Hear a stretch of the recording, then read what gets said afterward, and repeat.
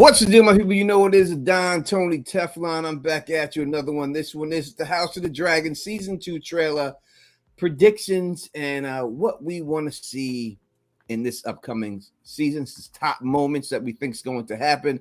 I'm not alone. I am joined by the one, the only Gray. Ari Gray, what's good? Hello, everybody. Sweet summer children, sweet summer fam. Great. I looked at the thing. We ain't worked together since like December last year. It's been a while and everything. How is That's everybody? a lie. That's a lie. It is. It's the truth. I looked up. I could tell by the link that I We last. just last, did the other trailer. What that was in December. Oh. Well, guess what? I haven't done anything since December at all. So what you been up to? Just living? Just living. Excited. The House of the Dragon is back. Yeah, I don't know. I'm ready. I'm ready for June. I hear you. It's been a long time. I think now. Do you think that this long wait is going to help? Because when I look at the views of the videos, like from all YouTubers across the board, YouTubers usually you get a trailer video for a Game of Thrones, House of the Dragon, you can get 400,000, 500,000 views on that video easily.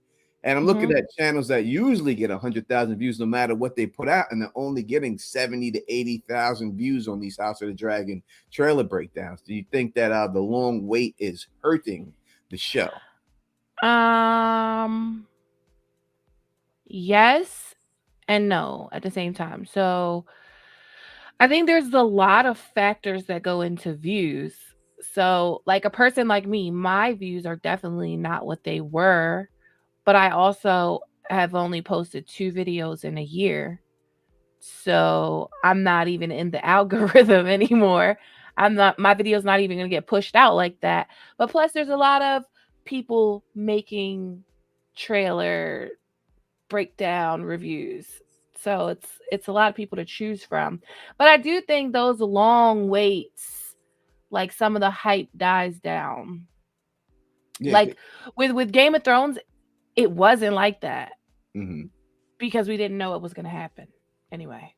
Yeah, Game of Thrones, even though it was a long night and a long wait, you could still pump out a shit ton of videos and still get a lot of views. That's talking about. I mean, we did for like years, and we would put they put a teaser that lasts 30 seconds, and we'd be able to talk about it for like 4 hours.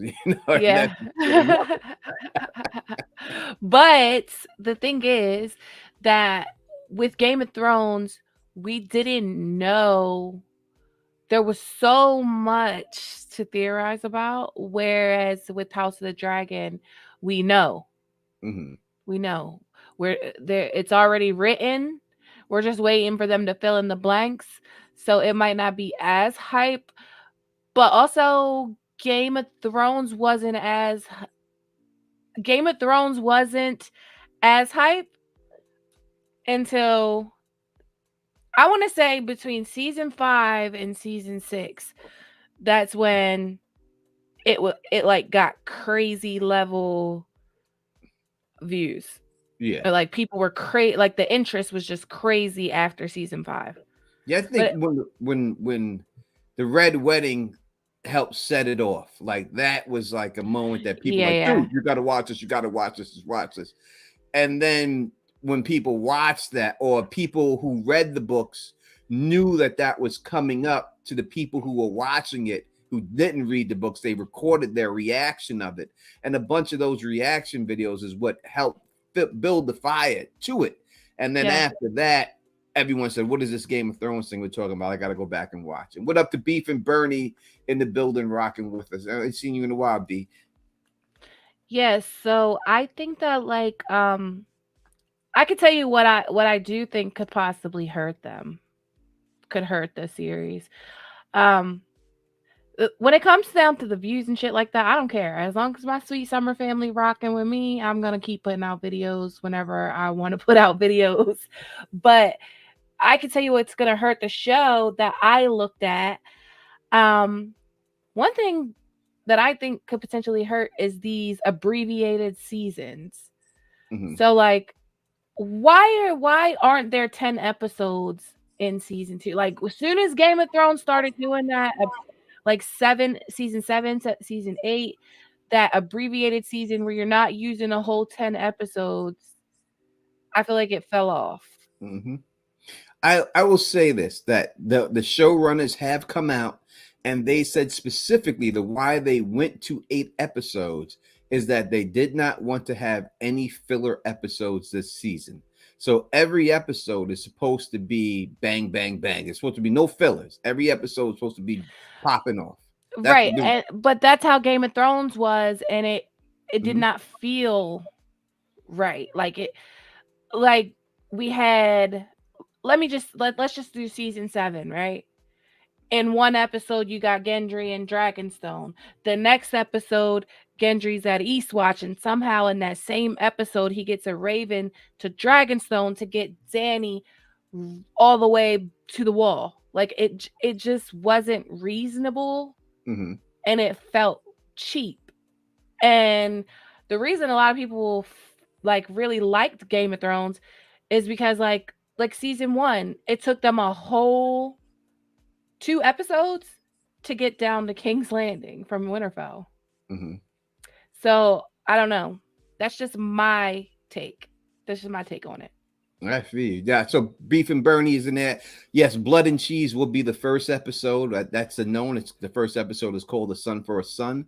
So that's the first episode. And she asked the question: do we know where the season's gonna end? So I seen a video from this dude, Dragon Demand, and he claims that he has 100% proof that it's going to end at the Battle of the Red Fork, as will be episode 8. That's how it ends. Now, I don't think that's a good ending. I think they could end it better. I don't know I guess he says that he guaranteed this is what it is.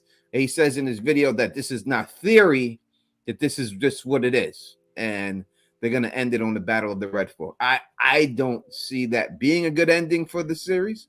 Does he work there? I don't know if he did. Maybe he can call in. The numbers there. He can say what he got to say. Yeah, but how can you say you 100% know? What he's saying. That's what he's saying. I don't know. I mean, so supposedly the first episode has Blood and Cheese. Yes. The 4th episode has Rook's Rest. I can't see that. Why would that's so early to me? All right, let's go through it real quick. So first you, and then I'll go next. What's the top moment you're looking forward to this season? So I was looking forward to Jace being in Winterfell with Craig Stark, the whole northern plot line, getting introduced to all the new Starks, all that stuff. But I also saw that Luke's funeral, like his funeral at Dragonstone, is in episode 2.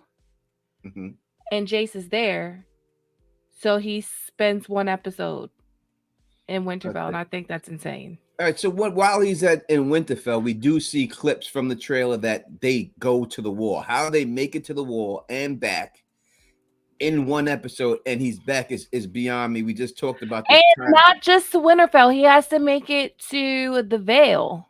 Yes. So he has to go to the Vale and then to Winterfell and then make it back. If it's then to the wall, and I don't know if he's to the wall. I don't know if he's flying this dude up on his dragon back to the wall with him, because if he's got to travel on foot, it's going to take him a while to get to the wall. Do you like the fact that it's a good possibility that we're going to see some White Walkers this season? Because there's no White Walkers mentioned in this story at all, but it's from spy photos. They have leaks of White Walkers on set. So are you happy to see that? Yes. Why is that? Why?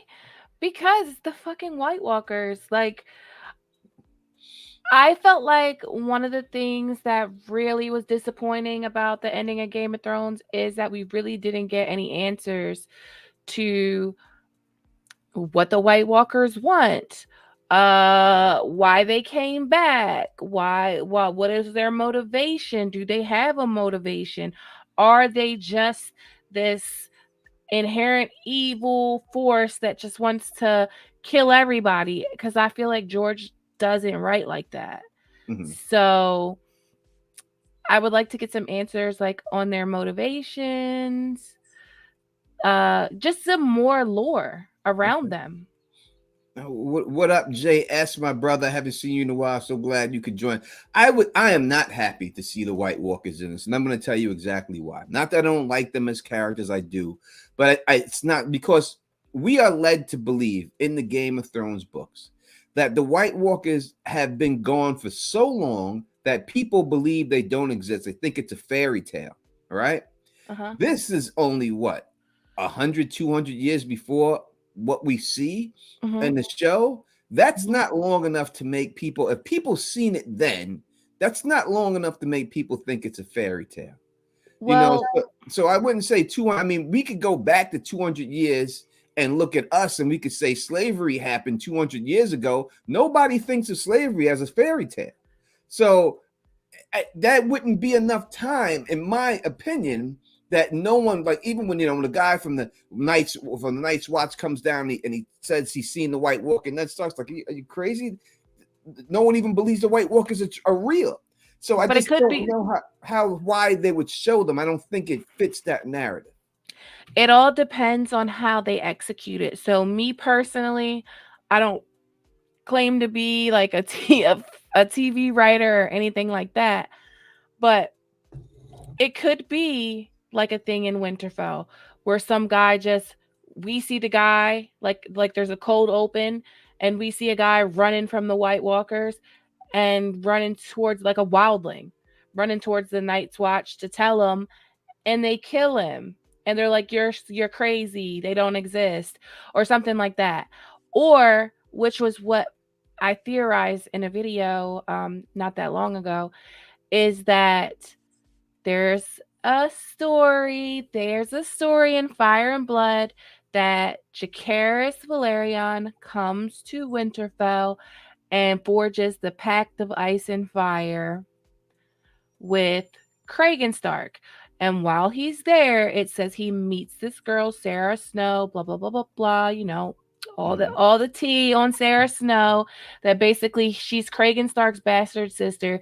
Jace marries her in a secret Weirwood ceremony, and they do it in the Godswood or whatever.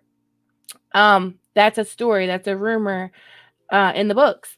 And I think that we might get like a Weirwood vision of some type. Hold on, that's my dog. That was a werewolf back then, I heard.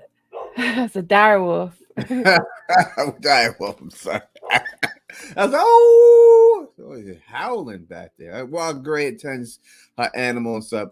I would like to see that if they did that. Now, listen, I don't really need to hear, see them cats having sex underneath the weirwood tree or anything else. Like, I ain't interested in all that stuff. Like, that stuff ain't sexy to me. Like, I don't care about that.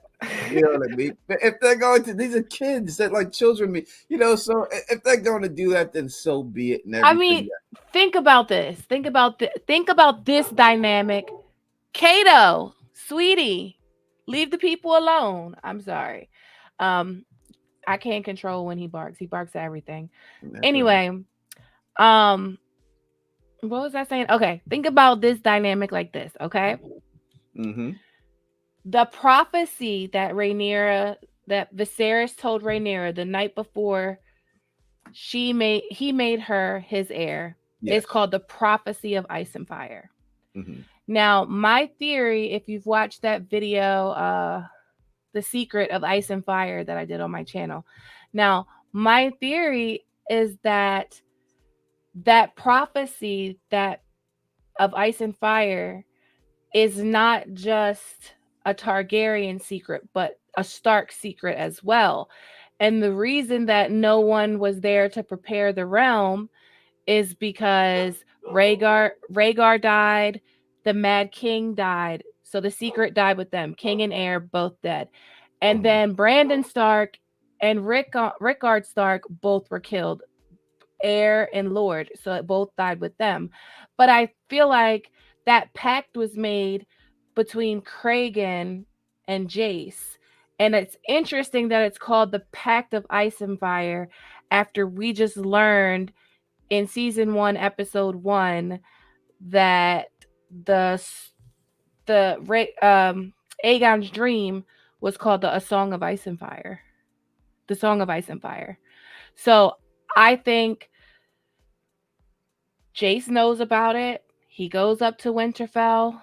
And that's why in the trailer he says, like, if we don't remember the oath we swore to Viserys, the realm is going to tear itself apart. Right, so it makes sense that they have some kind of White Walker talk, even if it's with a maester. Mm-hmm. A maester. I could, if they're gonna just talk about it, that would be fine. I'm just saying that to see one, to me, doesn't fit the bill. Like if you've seen one up there, like it's like seeing direwolves. They don't really see direwolves, so they don't see unicorns. We all know that these creatures do exist in this world, unicorns and direwolves, but they haven't been seen. Like you don't see them, like that direwolf that they see Ned Stark finds, the first direwolf they've seen in hundreds of years, because they don't travel beyond the wall. So this to see that again, I guess we can say so. Listen, people didn't see giants. They don't believe giants, but the people in the Night Watch did know they were giants. They have seen giants before. So I guess if you want to look at it that way, I guess they can do it. Me, I wish they didn't, but I'll be happy to see them when they do show them. As long as it makes sense to the plot, I'm okay with it. All right, my thoughts that one of the top moments I want to see in this episode is the blood and cheese. Obviously, this is all spoily, so we're just gonna say it straight up. So it does happen in episode 1, blood and cheese. On Father's Day. On Father's Day. I know that they are wishing that this moment is their wedding moment. I don't think it can be. I don't think people are going to care too much about the characters that it happens to the point where it has that type of reaction. Because number one, we've only seen this girl a couple of times in the show, and she was dancing and she was funny and she said some things. Her kids we've never seen, so there's no reason to have any attachment towards them. So I just don't see how this would affect people the way the Red Wedding. We had time to like Robb Stark. People didn't like Catelyn, but like Robb Stark, like his wife. You know what I mean? Grow and want him to win. And to be snuffed out like that, I think it's just a more devastating moment than actually what happens in this blood and cheese situation. What do you think? So I agree. I feel like I don't want to say we don't care about them. First of all, a child being unalived, having their mother choose, and everything. It's traumatic. It's terrible. But in a show where everything's terrible, it's not that much more terrible than everything we've already seen. And we are emotionally attached to the children. I really like Helena. Okay. But I don't think I think Blood and Cheese is going to be more emotional than episode 8 of season 1? No. Do I think people that haven't read the books might be shocked? Yes. I also feel like they're going to surprise us. I feel like it's not going to go down the way we think it's going to go down. Like, yeah, it'll probably be blood and cheese, but I feel like there's going to be something else. There's going to be some twist that comes with it, because in the trailer, when you see the baby's body, the baby looks whole. Mm-hmm. Like you see him, but in the books, like it wasn't like they completely decapitated him and was taking his head to Harrenhal to collect the reward. We're trying to get out of the city to do that. So I don't know. Maybe they catch him. They catch one of them. One of them does get caught. No, right. The one that's trying to steal the head. So maybe they do that in the show and they sew the head back on. I feel like there's going to be some twist to try to use that moment, not to just shock people that haven't read the books, but try to shock book readers as well. Yeah, they're doing it in episode 1, so they want the show to start off with a bang, right?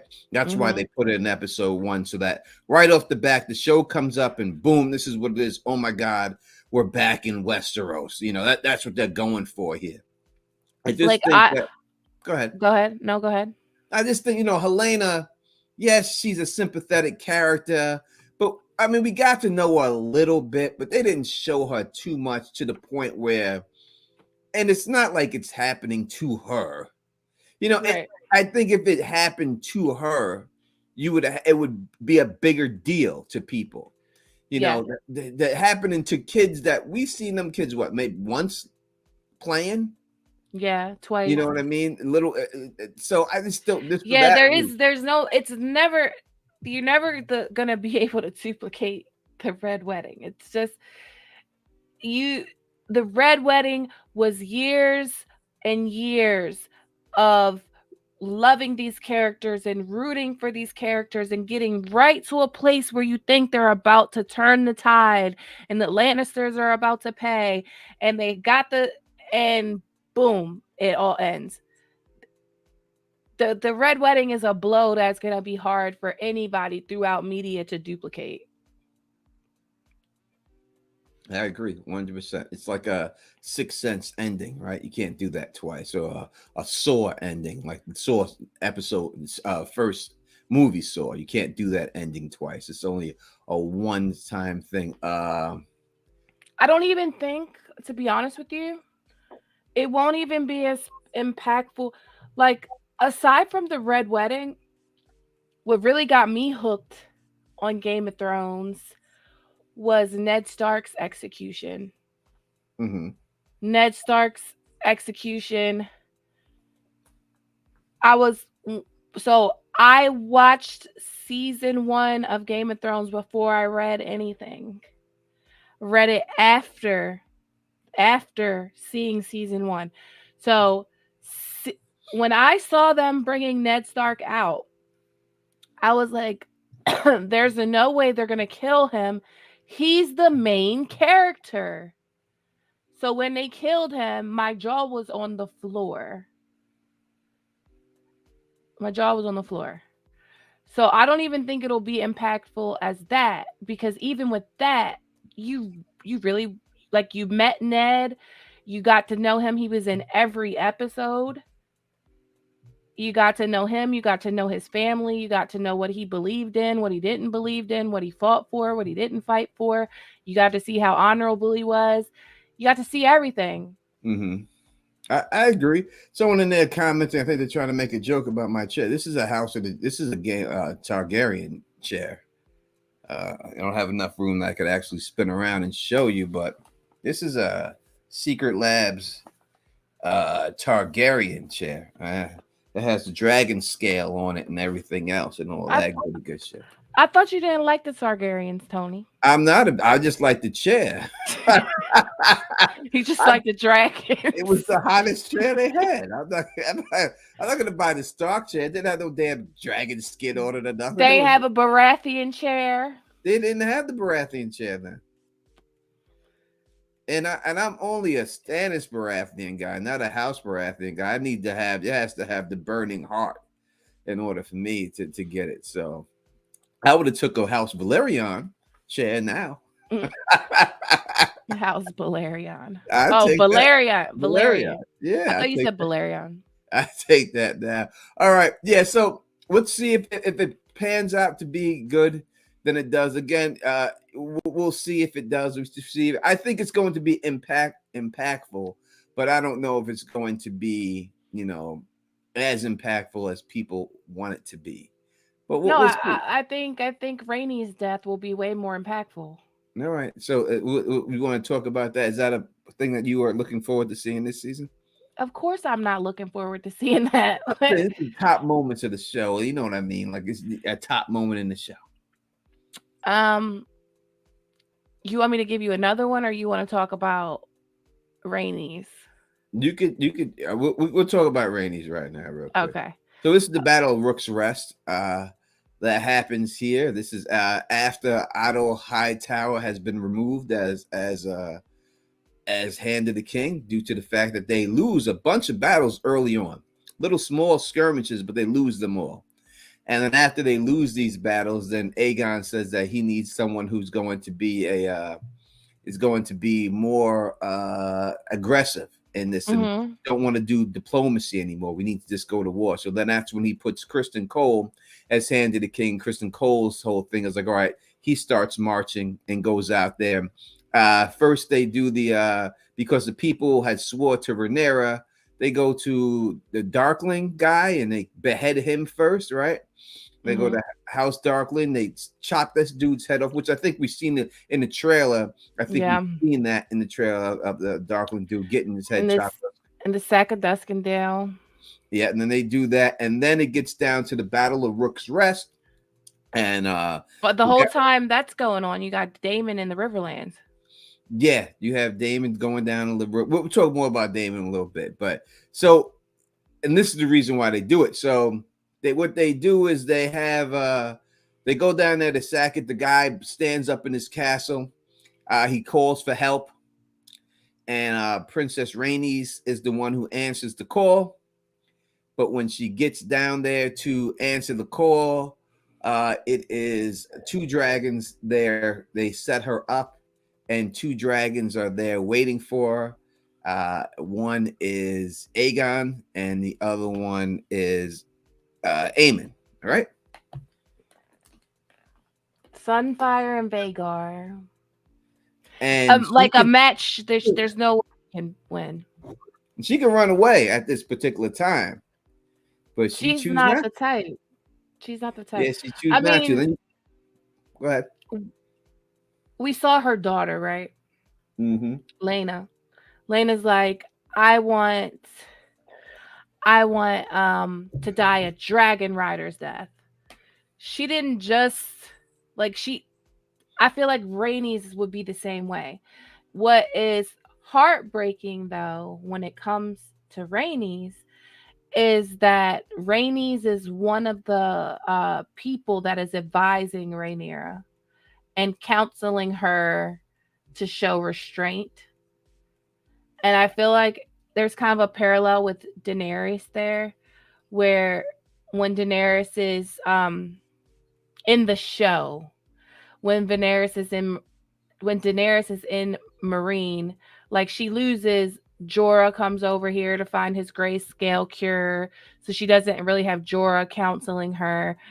Barristan gets killed, she doesn't have Barristan counseling her. She trades these people that give her great counsel for people that give her bad counsel, and I feel like that's kind of what goes on with Rhaenyra. All right, I think also so if people don't, so she could fly away. Instead, she takes on both dragons. Yes. In combat, and Gray could fill you in the rest with exactly what happens. What do you mean? We're not going to say exactly what happens. She fucks. Well, she messes up. She beats the hell out of Sunfire, rips his wing halfway off. But Vhagar is too much, and she dies to Vhagar, and Meleys and Rhaenys die together. Yeah, she gets burnt alive, and they find her body burnt alive right next to her dragon's body.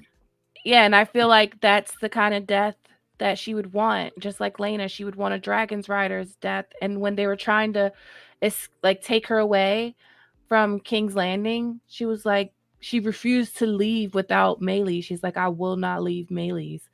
So she's like, I'm gonna die with my dragon. We're both gonna die today. Yeah. And then she's kind of already like, I don't know. I don't want to say like both of her kids are dead, because she still has her grandkids.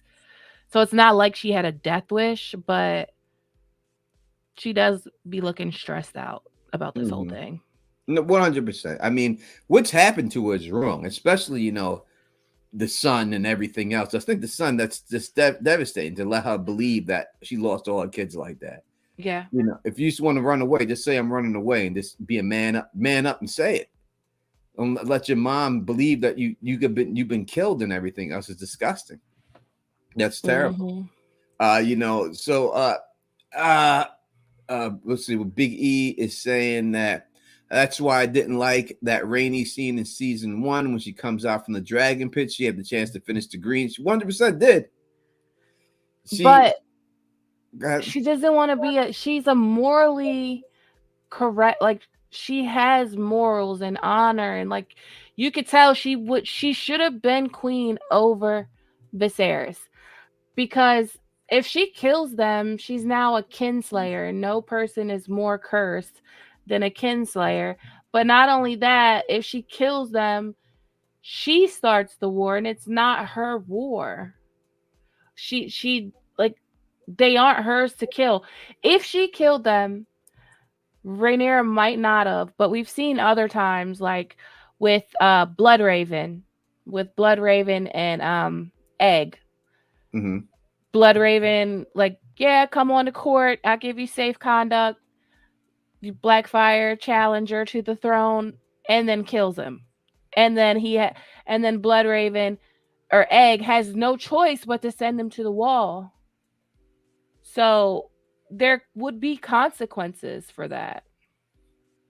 True. I agree. Yes, he definitely had to send him a Blood Raven to the wall for what he did. I think Blood Raven knew that was going to happen to him. But I know, you know what? I think Blood Raven at that place, this point, though, he could get away with anything. I feel like a lot of people try to make every dragon rider like Daemon, or like Daemon would have killed them. Rhaenyra might not even have killed them. Like most of the people in this series that were in that would have been in that position would not have done it. There's probably Daemon's probably the only one that would have done it. Daemon would have done it. I think Rhaenyra would have killed him too. She could have killed Otto. She didn't kill him. Yeah, no, I think Otto was different. I think she was, because I think at that time she was contemplating what Otto had told her. Like she was actually thinking, would this could I do this?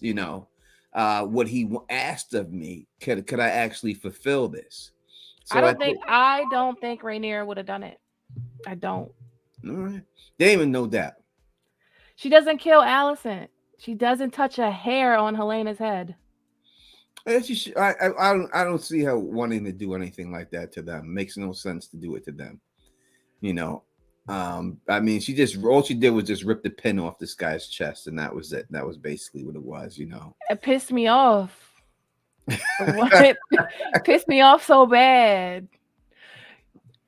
I would be, if I had a dragon and if I lived in the Westeros world, I would be a villain for sure. I would be just not. I'd be a hitman. I'd be a villain. I'd be like Hugh Hammer, but I wouldn't go out like Hugh Hammer. I'd be like that. I'd be like a hitman. Like you could hire me to and then pay me, and I'll go roast shit up for you, and I'm out the door after that.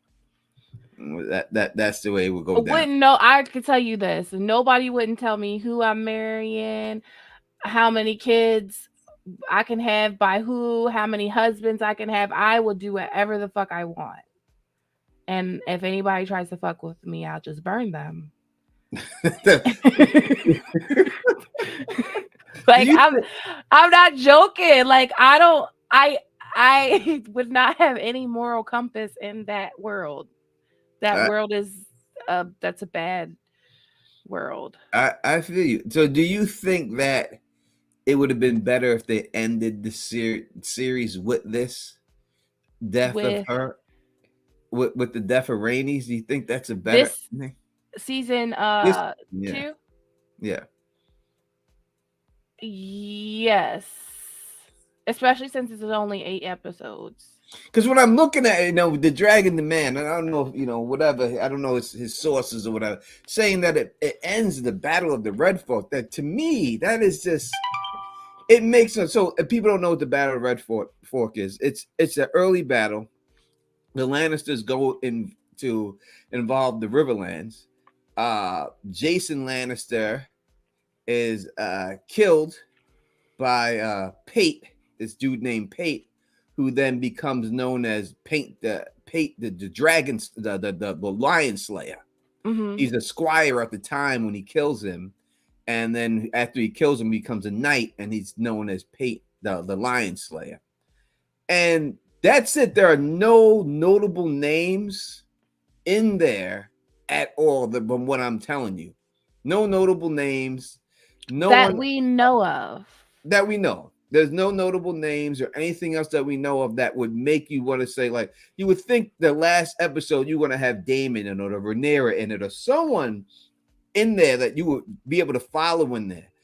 There's no one there for you to follow. And the Greens do take it and everything else and all that stuff. But to me, it's just, if that's the way they end it, I just don't see the reason why or how that's going to make you want to watch next season.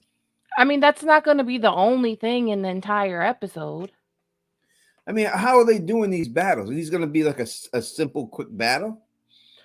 What are you thinking? Every episode's going to be the Battle of the Bastards? Yeah, that's what I'm hoping. Yeah. Yeah. That's what I'm looking for. That's what I want. Yes. Yeah. They've had years to do this show. I mean, so I can tell you what I know for a fact based off of what I've seen. Dragon Seeds happened this season. So from what they said, I guess someone says, so we have the Dragon Demand in here in the chat right now, and he has the opportunity to call in if he wants, and we would love to hear from him to explain to exactly why the Red Fork is the ending episode. But he's saying Red Fork is the ending episode, but maybe not the ending of one subplot. Yeah, like so like one, it'll be in that episode, but there's gonna be other stuff in there. Okay, that makes more sense to me. Nettles is not casted this season. We know. Yes, that. She is. Yes, she is. Is she? Yes, right. Yes, she is.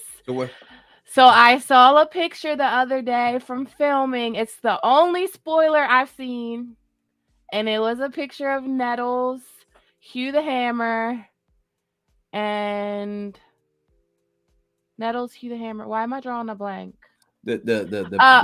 Adam. It was Nettles. Wait, that was in the trailer, right? No. There's another one. Yeah, Kiri. Yep, she has an afro. She's an afro. All right, because I know in the trailer they have the dinner scene, right? And they have Hugh the Hammer, Off the White, and the guy who's supposed to be the bastard, Adam Hull, right? Yeah, Off the White. Thank you, Scott. No. God damn it! Give me the. I can't hear you. You don't hear a ringing noise? No, I don't. What the hell? I hear a ringing noise. What do you mean ringing? Am I the only one who heard that? Chat. Am I the only one who heard a ringing noise? No, I'm just playing. I'm Scott Graywell. I'm just playing. You could take all credit. I'm just busting on Gray. Yeah, and Off the White. I've seen them. I didn't know if the chat heard ringing noise, because if not, my house is haunted. Oh, okay, they heard it. All right. I didn't hear that shit. It was like a phone ringing. I have the Google Voice thing up, but let me see if they heard it. They hear it too. Nobody. What's today's date? The 19th? No, that's the last call I got on it. Was the 19th. So no, there wasn't that. I don't know what that was. And I don't have my phone ringing. All right, my phone is right here. It wasn't ringing. It's people saying it was loud. That was not from my house, yo. It was. It was not from my house. Yes, it was. Oh, let me take this super chat real quick from Luna. Thank you so much. Let's gotta take off for class. Enjoy for them. I hate that I'm missing the fabulous Gray area. Thank you for the super chat. Hey, Luna. We all miss Gray. I'm back. You're back. That's right. All right. So we were talking about. So you're saying that you've seen a leak photo of Nettles this season? Yeah. Do you want me to send it to you? Yeah, sure. All right. Send me the photo. We'll see. I have heard that the Dragon Seeds were not this season.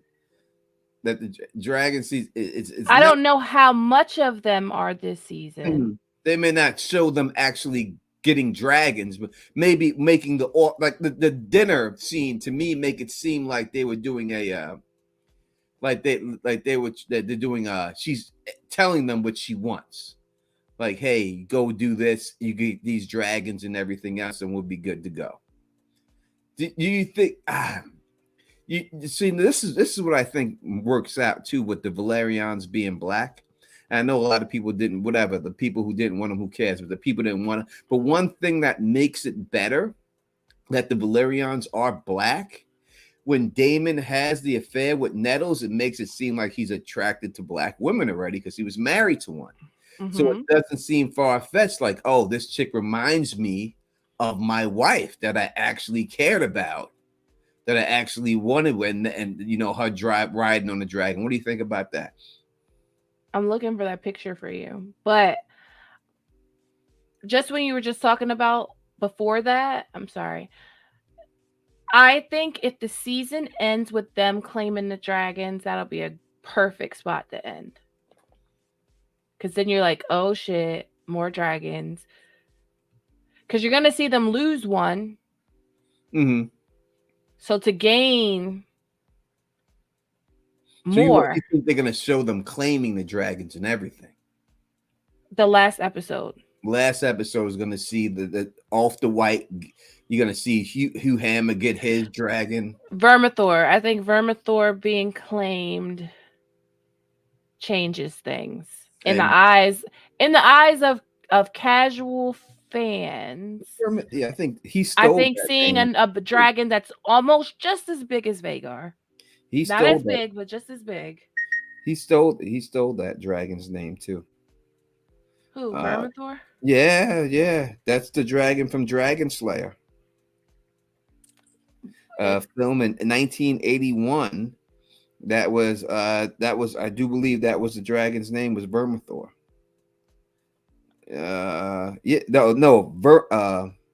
Verthamax.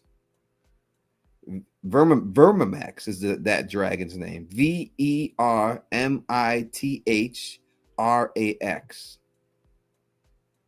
How do you say that? Vermamax. Yeah. That sounds like a bug spray.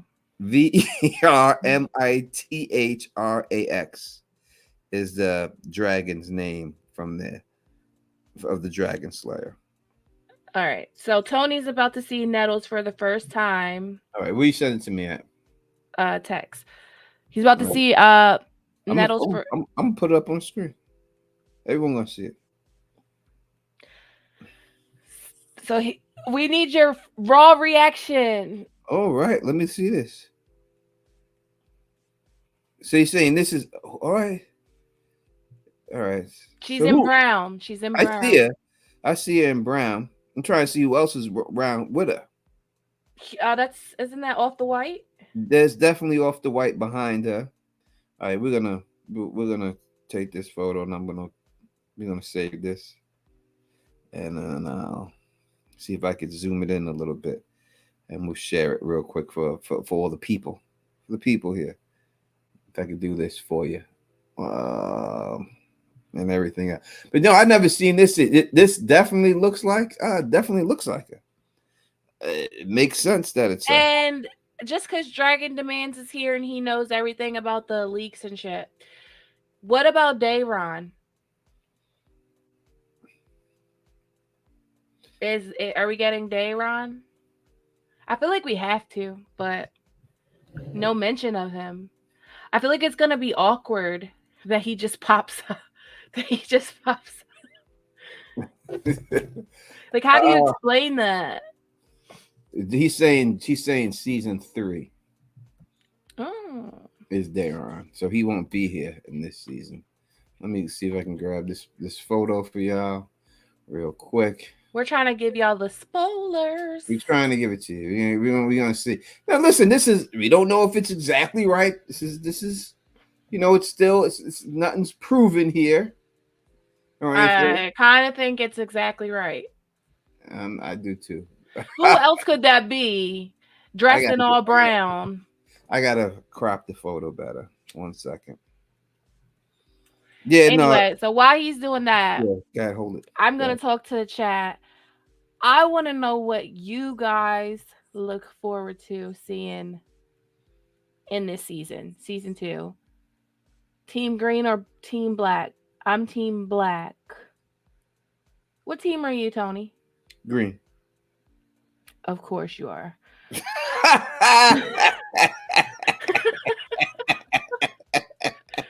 Nettles has been casted. Tony's about to put the spoiler spy photo picture on the screen. Team You know what I Idol. do. Peter, what? You know what I do like about it? I do like the fact that Shorty got an afro. Like all these black people got dreads. Not all black people got dreads, man. We can have fades and shit too. I don't know why they don't put no black people with some fades up in there.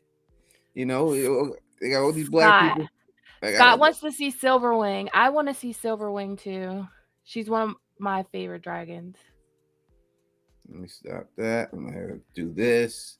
And I'm on team. They all need the old gods in the new. They do.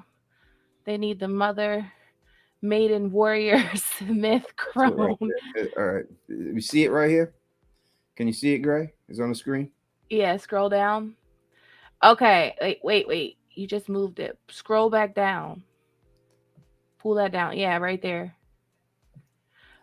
All right. I can't enlarge it. I'm trying to enlarge it, but I can't do it from this screen. So, oh my god. Take your phone off the screen. All right, there you go. It's right there. So yeah, right here. So that's her in the brown. Mm-hmm.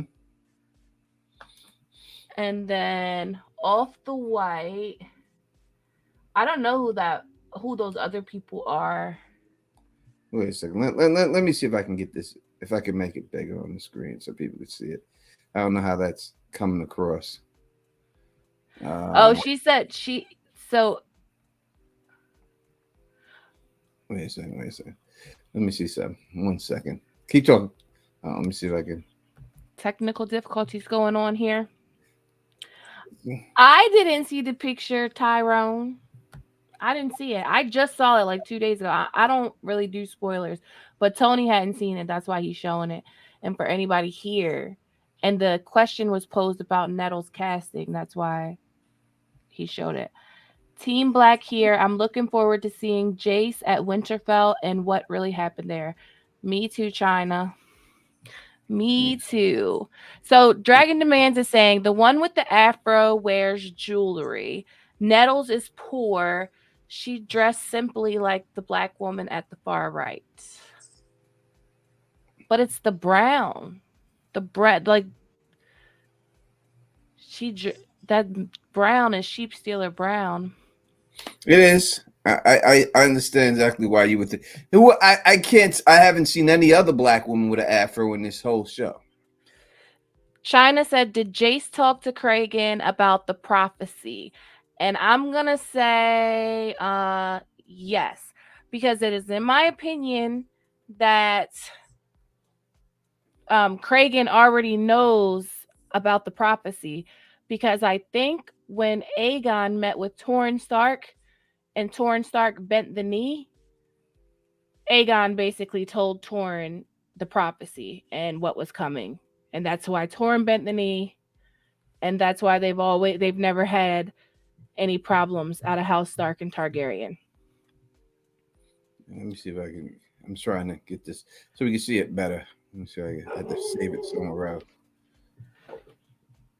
Oh my gosh. Kato. All right, so here we go. All right. That has to be her with the afro. Yeah, right there. That's the best I can get it for y'all. All right, so right there, lady with the afro right here.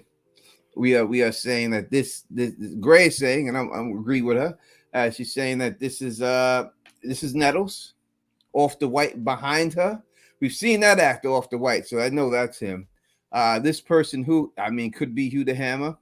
Obviously, this is a set photo. There's people from the set. Obviously don't wear shorts like this in Westeros, right? So there's people up there in the set and everything else filming. and all that. It's quite possible this could be Nettles. I agree. I can't see who else could that be if it's not her. I don't know. She's in character. She's not just like someone who's working there. I mean, who is it? Who else could it be? Kieran. How do you say that? Kieran, KP. Yeah, KP. Okay, KP. I didn't see what you said. You said, man, what do you say? What are you saying? Graham, mad you ain't shot me out yet. He just wants you to recognize that he's here. Hey, KP. That's what he wants you to do. Oh, I think he said something. I didn't see it. He just wants you to recognize that it's here. All right, Jackie C saying, "Oh, look, I mean, I can't do the poll from here. I wish I could put the poll up and everything, and we could see if they believe this is Nettles or not." Dragon the Man does not believe this is Nettles. That's what he's saying. He said he thinks it's the other one behind the boy in the shorts, because the one with the afro has on a lot of jewelry, and Nettles is supposed to be poor. So you think he's all right? So that one in the back, and this one, yeah. But I don't agree with that. All right, because Nettles be stealing, because that's how she got her nose slit. So maybe she stole it. Yeah, I feel ain't that why she got her nose slit in the book, for stealing? But I think it was food though. But either or, we're saying that in this picture we do have Nettles. Whether it's the one in the front or the back, we are saying that it's definitely Nettles in this picture, though. That's what we're saying. To me, it's the one in the front. I think so too. The brown gives it all away. The brown clothes in general. It screams sheep stealer. Can we do spoilers in the comments before I post my question I have for you, Gray? Yes. Yeah. Yes, you can. It's a whole spoiler stream. Yep. Tyrone Lancaster. You don't look like no Tyrone that I ever seen. I got a cousin Tyrone. I got a cousin Tyrone and a cousin Tyron. On the same side too. Nettles' story, like I told Tony this last stream, Nettles' story is too important to leave out. I don't think they'll leave it out. I mean, I did say they could give her parts to the daughter, to Bela, but to Bela. I did say that. You're correct. If y'all watch that stream, I was mad when he said that. If y'all watch this show, she get mad at me every stream. Oh, Mariah got a good question. She does. Thank you for the super chat, Mariah. Tony, can you explain why you are Team Green? I feel a way. You're not you supporting a hating a stepmom. Listen. He likes Catelyn Stark. He defended Catelyn Stark. you just got a lot to say, Gray. But you did. We have a whole podcast episode on it, and it has a whole lot of views, and you was defending her. I sure was. Yeah, I had right to defend her. I stayed by my defense of her. What I should have done. All right, I will say this. I will say this. Everyone has the right to feel who they want to feel. Allison in the show, she's amazing to look at. Amazing. Tony, over Twitter, I just sent you a better resolution, a side-by-side comparison, the image of the two Nettle candidates. All right, we'll get that. Let me get that up. We'll get that up in 1 second. Dragon the Man we'll get the better picture up, and then we'll be able to compare those two pictures and everything else of both of them. But let me answer the super chat. Let me answer. Why are you Team Why Green? do I support the Green? Because I believe that, in all honesty, that this war happened because of Rhaenyra. I think it's Rhaenyra's fault, and if she didn't do what she had to do, then she would have been able. Then if she didn't do it the way she did it, this war would have never taken place. I think the war is her fault, so I blame her for the war. So therefore, I support the Greens. You blame Rhaenyra for the war? I didn't stutter. You heard me. How is it her fault again? Listen, this is not that type of stream, Gray.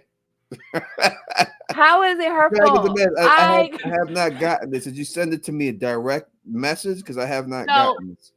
I'll tell you why the war is not Rhaenyra's fault, since Tony said it's her fault. 100% her fault. Or I'll tell you why I support Team Black. Because Rhaenyra is the rightful heir to the Iron Throne, because her dad said she was, and he was the king before her. Yeah, but Greg, so, before you go on, because I don't want you to lose your train of thought. Before you go on, that Joffrey was the rightful king to the Iron Throne because there's a difference. Wait, there's let a me difference. finish. Go ahead. I'm gonna let you finish, but then I'm gonna let you finish. Go ahead. He was the natural. Can you send it to me in my private message, if you can, Dragon the Man?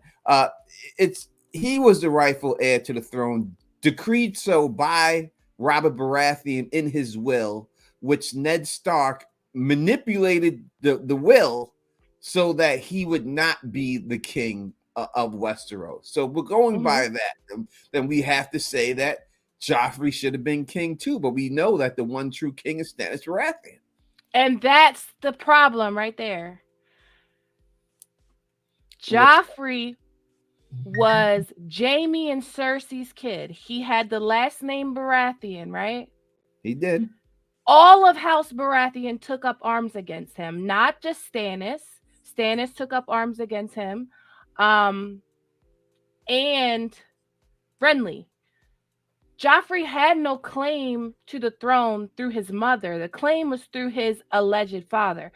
Rhaenyra's children are Rhaenyra's children of her blood and body. The claim is through their mother, not through Laenor. And they're not, even though everybody says they're bastards, technically their last name is not Snow. Their last name is Valerion.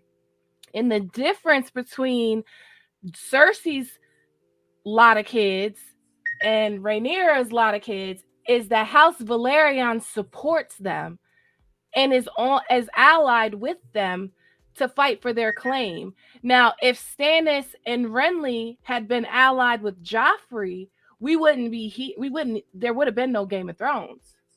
There would have been no War of Five Kings. There's no doubt about it. So I don't think it's the same. It's like it is the same comparing two different things. I don't think so. I don't think what I'm comparing, what I'm saying here is that what you're saying to me is that because the king declared it, that's what makes it what it is. Nobody ever questioned the birth of Joffrey or any of the kids. No, that was never in question. Robert never questioned it. No one ever questioned it. It was only questioned when Littlefinger, who knew the secret, brought it up to Ned and had Ned investigated. But before that, everyone thought those were Robert's kids because all Lannisters have blonde hair. Did they think it? Because they all thought it. No one thought they weren't. They had to always have thought something, right? Because one letter from one letter from Ned isn't going to make them think. Well, I don't know. One letter from Ned might make them think. But I'm pretty sure Renly was in close proximity to Joffrey.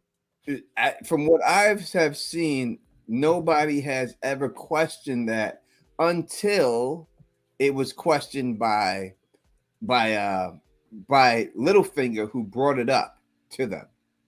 All right, I'm going to save these pictures real quick. Save image. We're gonna save right, Kiri. John Aaron wasn't going for it. He was on it. He just got killed before it got found out. But he didn't find out, though. I would say he wasn't. They didn't figure it out. Is what I'm saying. That's what I'm saying.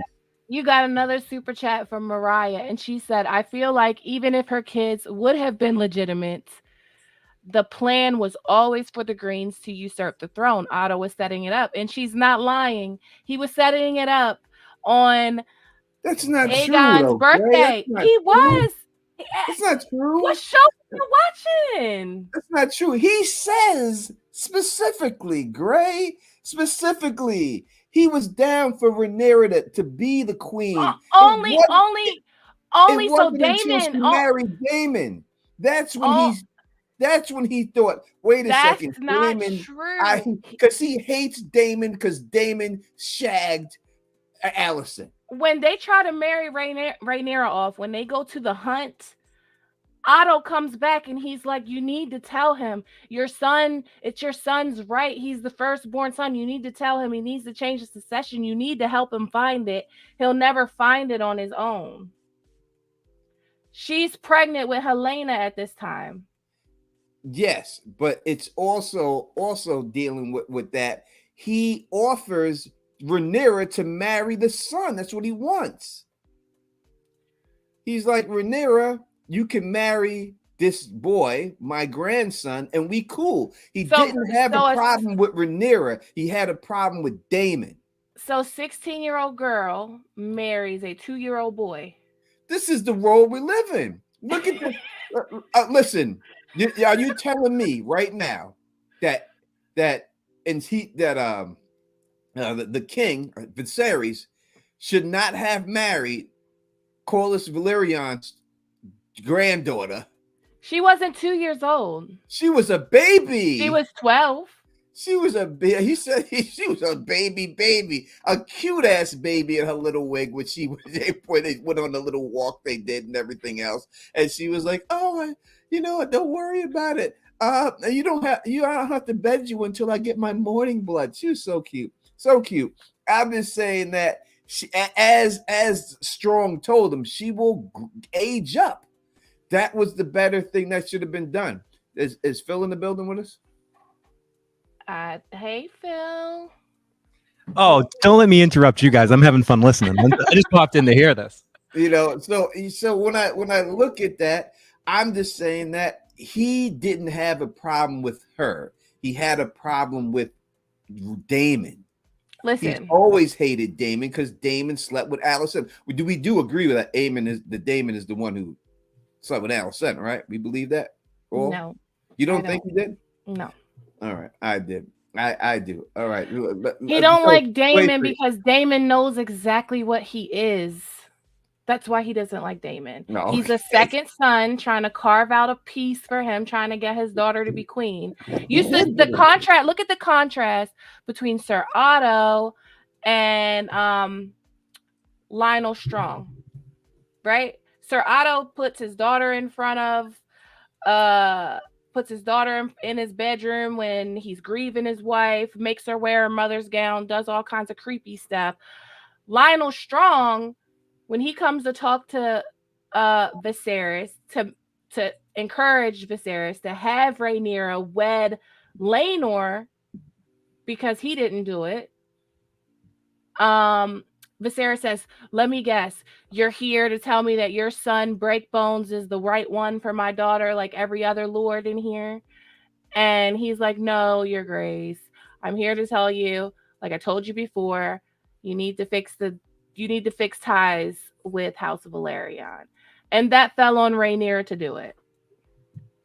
Okay, I'm not going to concede this, but we could have a conversation about it a little bit later. What up to Phil, real quick? So this is the pictures Dragon Demand sent me. Evidently, he has a video coming out about this. So, because he sent me the I think his video cover too. So this is the one who was in the background, the girl who's in the back. And then I'll show you the picture of the one that was in the, not that one. That's not the right way. That's Shannon Sharp. There it is right there. So that's the one that's in the front. This is the one that we were saying was Nettles. And he says, because this woman has jewelry on, it's not Nettles. And he says that he believes that this woman is Nettles. So what are you thinking now, Gray? I think it's the first one. Okay. What do you Phil, think? you have any opinion on that? It seems like it's probably the first one, but I'm just excited that they cast this for the season, because with you guys are talking about like favorite moments or big moments. For me, it's that Rhaenyra fight and seeing that big thing and that big tragedy, but you don't want to end on a down note like that. So by showing this and kind of showing what's to come with the dragon seeds, it can kind of fill everything with a little bit of optimism and such. And I guess another thing from what you guys were talking about before with the shocking moment, the big moment, Game of Thrones not just had the Ned Stark one and then the Red Wedding. The other one that people forget about that also was huge was the Viper. And that kind of did the same thing by giving you a whole season to care about that character. But to Gray's point earlier, it's and to you both point, we don't know these kids. We don't as much as I like what's her name, Helena, and she seems like someone you don't want to see bad things happen to. They didn't really give her the time. She was one of the characters that got neglected last season. And also, Gray, I agree with we're already to 8 episodes and only in season 2. Don't give me that damn crap. And Tony, if they're going to give us 8 episodes, it better be the Battle of the Damn Bastard every episode. If they're already cutting down, that'll be. You got the money now. I don't want to hear this shit. Sorry, I just needed to catch up. Yeah, I agree. I agree with you on that 100%, Phil. That it definitely those battles better not be King of the North, fade to black. Now the battle is over. I don't want to see no shit like that. Yeah. You better not give me no shit like that or overhead shot of just shields clashing and then all of a sudden hearing and then it just fades like they did in Rome. I don't want that shit either. I want the battle. I think they have the budget and they need to put the budget in there, especially when you did something like this. When you did this, I don't know if you could do. If you did, you cut the episodes. You knew you took on this task, knowing that there's going to be all these battles. This is in this little bit of time. Yep. There are so many battles. You got to show me some good battles going on there.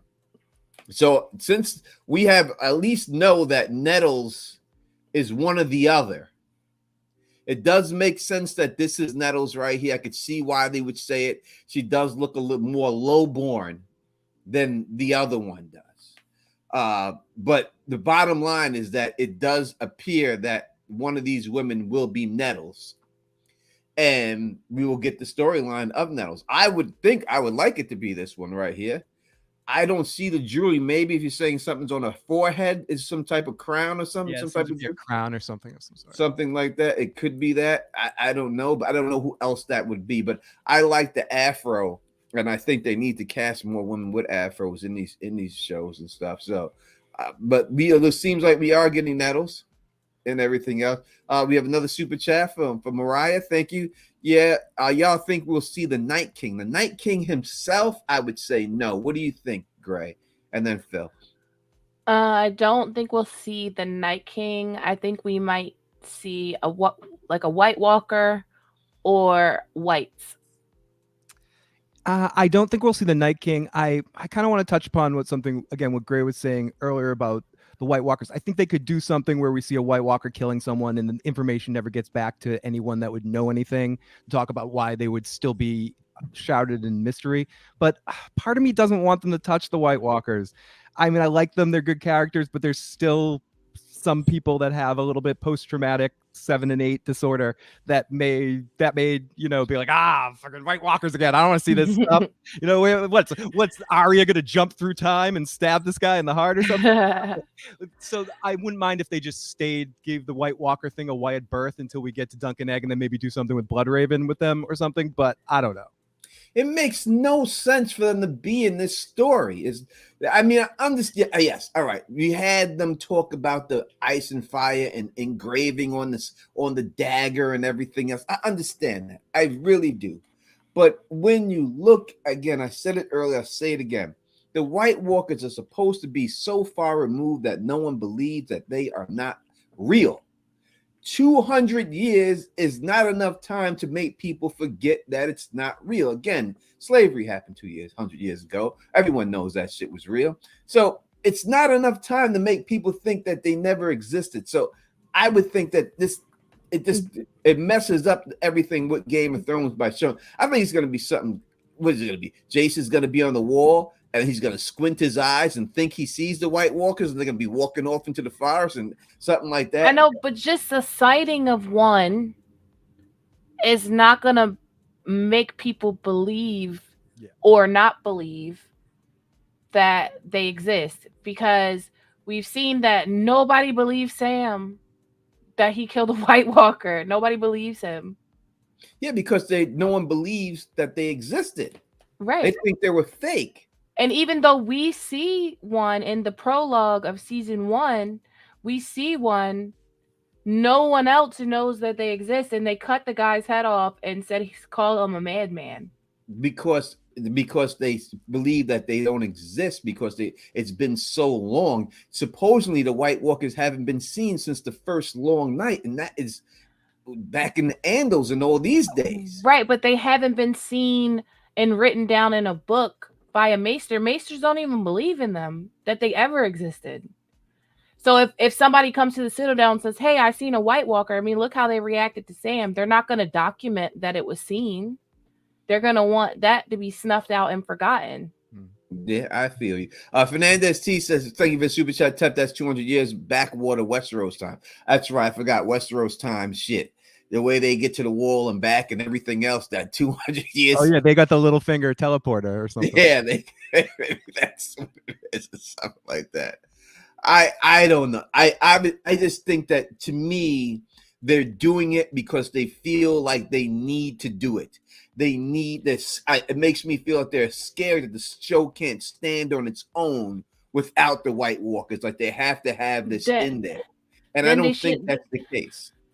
They shouldn't have introduced the prophecy then, because if you aren't watching if you've never seen Game of Thrones, then you think there's something big behind this ice and fire prophecy. You're probably wondering what this ice and fire prophecy means, and you've never seen a White Walker, you've never seen anything, like you don't even know any of that. So just take it as a person, look at it as a person that's never seen Game of Thrones, never read the books, and they're watching House of the Dragon, because even though House of the Dragon is a Game of Thrones prequel, it's still a thing on its own. It's a story on its own. Mm-hmm. Dragon Demand says they need to show us ice spiders as big as hounds. That's I don't know if they go that. I mean, I don't know about that. I really don't know. I definitely agree with you there about, it's hard when you do a spin-off series like this. You almost need to make it, yes, most likely people that are watching this have watched Game of Thrones before, but you also, if you create something in an early part of the season, you have to answer it at some point. So by setting that up early, they kind of need to pay that off, because there are some people that probably are watching this and never watched Game of Thrones, or might in the future at some point. So they need to kind of answer those things. Yeah, even if it's just like what Just Genius says, maybe a ghost story that's true, old woman tale that feels real but no evidence. I think even something like that, even like Kragan and John talking about it, and Kragan saying, I know it's real because XYZ, or something like that. Something I didn't even think about that you pointed out earlier about seeing the funeral in the trailer, and most likely that's in episode 2. So we only do spend part of episode 1 in the North. Everything that we've seen so far in the North seemingly probably happens just in episode 1. Yes. But I did see that I heard, I saw someone comment on Twitter. They were like, well, maybe Jace goes to the Eyrie, hears about what happened, and comes back and then goes back to Winterfell. But I don't know. Yeah. I don't know. I don't know about that either. That would be, I guess, even more traveling and more back and forth stuff. And you got to think, after the funeral, he's not going to want to go up north at that point. But right. But I don't know. That's that is an interesting perspective. And he's definitely at the table with the dragon seeds, so it's confusing. Yeah, I mean, I think I didn't think they were doing the dragon seeds this season. I really didn't. But now I have to start thinking that they're going to show that you're right, that maybe they do this battle again. Battle of the Red Fork is nothing. It's just really that Pate is it. Pate, the Lion Slayer. Have they casted this dude, Pate the Lion Slayer? Have we seen him?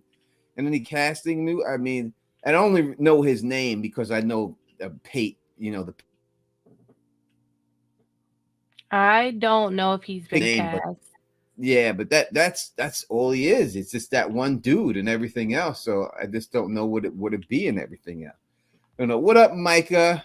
What's going on? How are you? Yeah. And everything. I like that Oh, sorry. I was gonna say I like that Jackie C said, "What if Vermax tries to fly over the wall and can't, like Silverwing?" Yeah, will they do that? You think? I like that idea. So I don't. That right there to me is not what happened. I don't know why people. I don't know why people think that. In all honesty, that Silverwing, because Fire and Blood says it. They don't say he couldn't fly over the wall. No, he wouldn't. He wouldn't. But people are saying like he couldn't, like there's some type of magical barrier that he didn't want to do it. He didn't, for whatever reason. The dragon did not want to do it. Not that he couldn't. There's no magic there that prevented the dragon from flying over there. It was just he didn't want to do it. You know, so that's what it is. Dragon the Man says yes and no. You see, Pate is a very common name. Every third farm boy in the Riverlands named Pate. I mean, listen, that could be. I don't live in the Riverlands. I'm telling you how I remember the name Pate. I remember it from Pate the Pig Boy. I don't know about the Riverlands. Mariah, thank you again for the super chat. Have y'all heard anything about the Jon Snow series? Do you really think it's happening? And what would the plot be? So I heard it's dead in the water. Yeah, I heard HBO has it on indefinite hold at the moment. Yeah, they shelved it. Because I know that he went to George R. R. Martin's house, talked to him personally about the story. Please write me the story, George. And I heard that the story was shot down by HBO. In the end, I think this is what HBO is looking for when it comes to this show. Finished material. All right. I think they got into the problem with Game of Thrones, and they don't want to get into that problem again. So I think that anything that we're going to see is going to be finished material. Now, you may say Duncan Egg is not finished, but in all honesty, they can end it with the books they got and just end it and not have to put the rest in it. So, but I think that's what they want. Like Blood Moon was all completely made up. That's not finished material. The Corlys Valerian show, they moved to a cartoon to do that, to anime. They're going to do it that way, which is better for them because there's too many sea battles and everything else and all that. Mm-hmm. Aegon's Conquest will be well, I heard they're going to do a movie first and then go from the movie into the series. So go ahead. They're going to do the Blackfire Rebellions, right? Didn't hear anything about Blackfire Rebellion. I know Aegon's Conquest, I did hear that they're going to do a movie first. It'll be a movie, and then they'll go into the series after the movies. They'll start the series. Wouldn't you think that if they're going to do the Tales of Duncan Egg, don't you think they would, because Bloodraven is kind of a... Don't you think they would do it?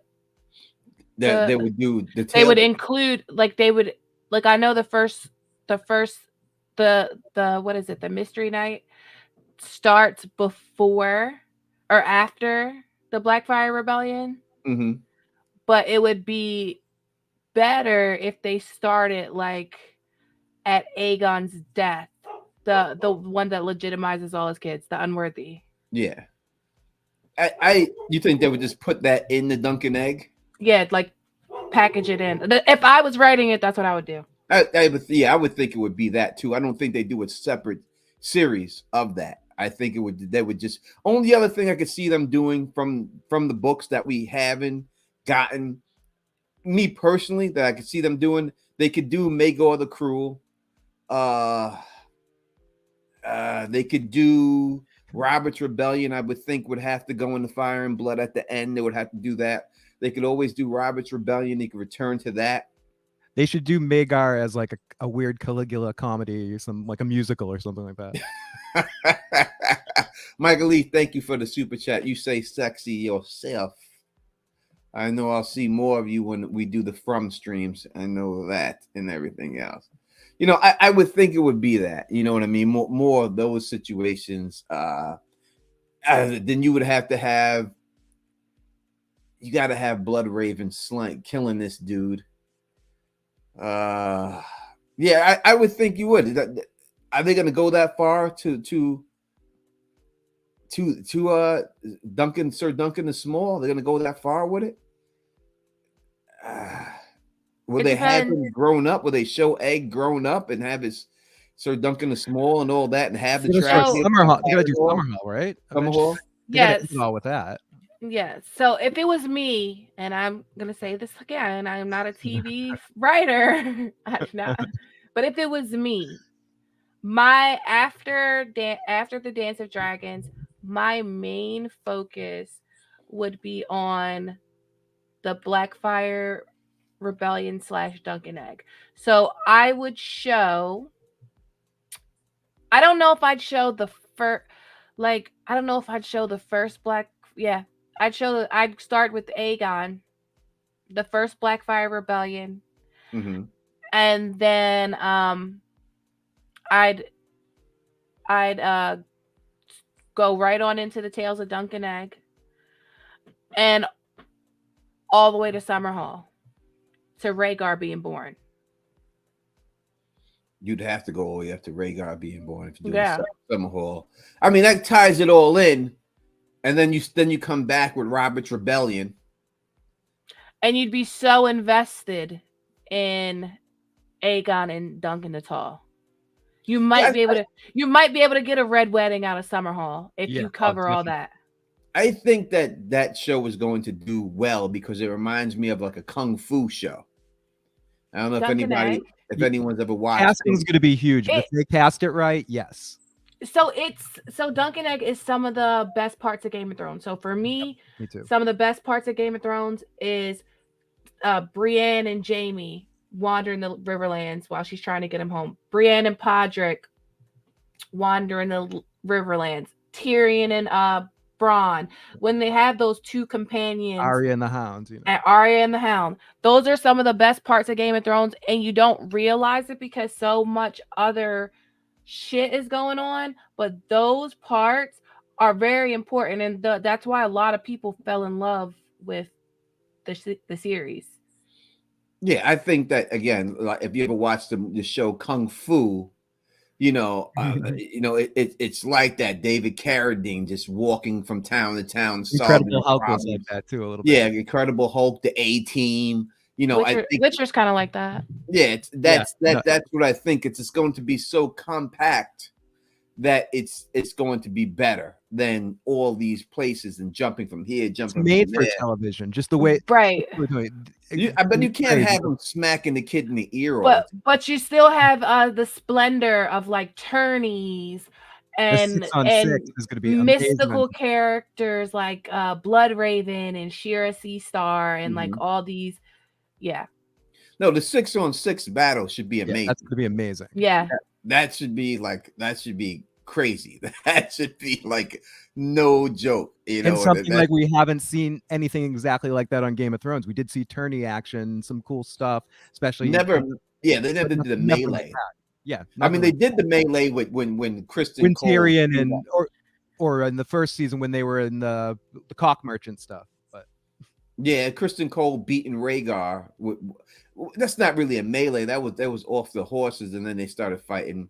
But just a straight melee competition and stuff. Melee competition, they really do that. But the 6-on-6 to the death should be amazing. They should. And you'll get to see, like for Game of Thrones fans, you'll get to see Maester Aemon.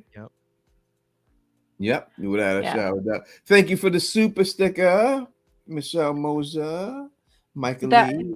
That's where I would go. That's where I would go with it. I wouldn't even worry about any other thing. I would worry about the Blackfire Rebellions, Duncan Egg, combined as one so you can build Bloodraven out.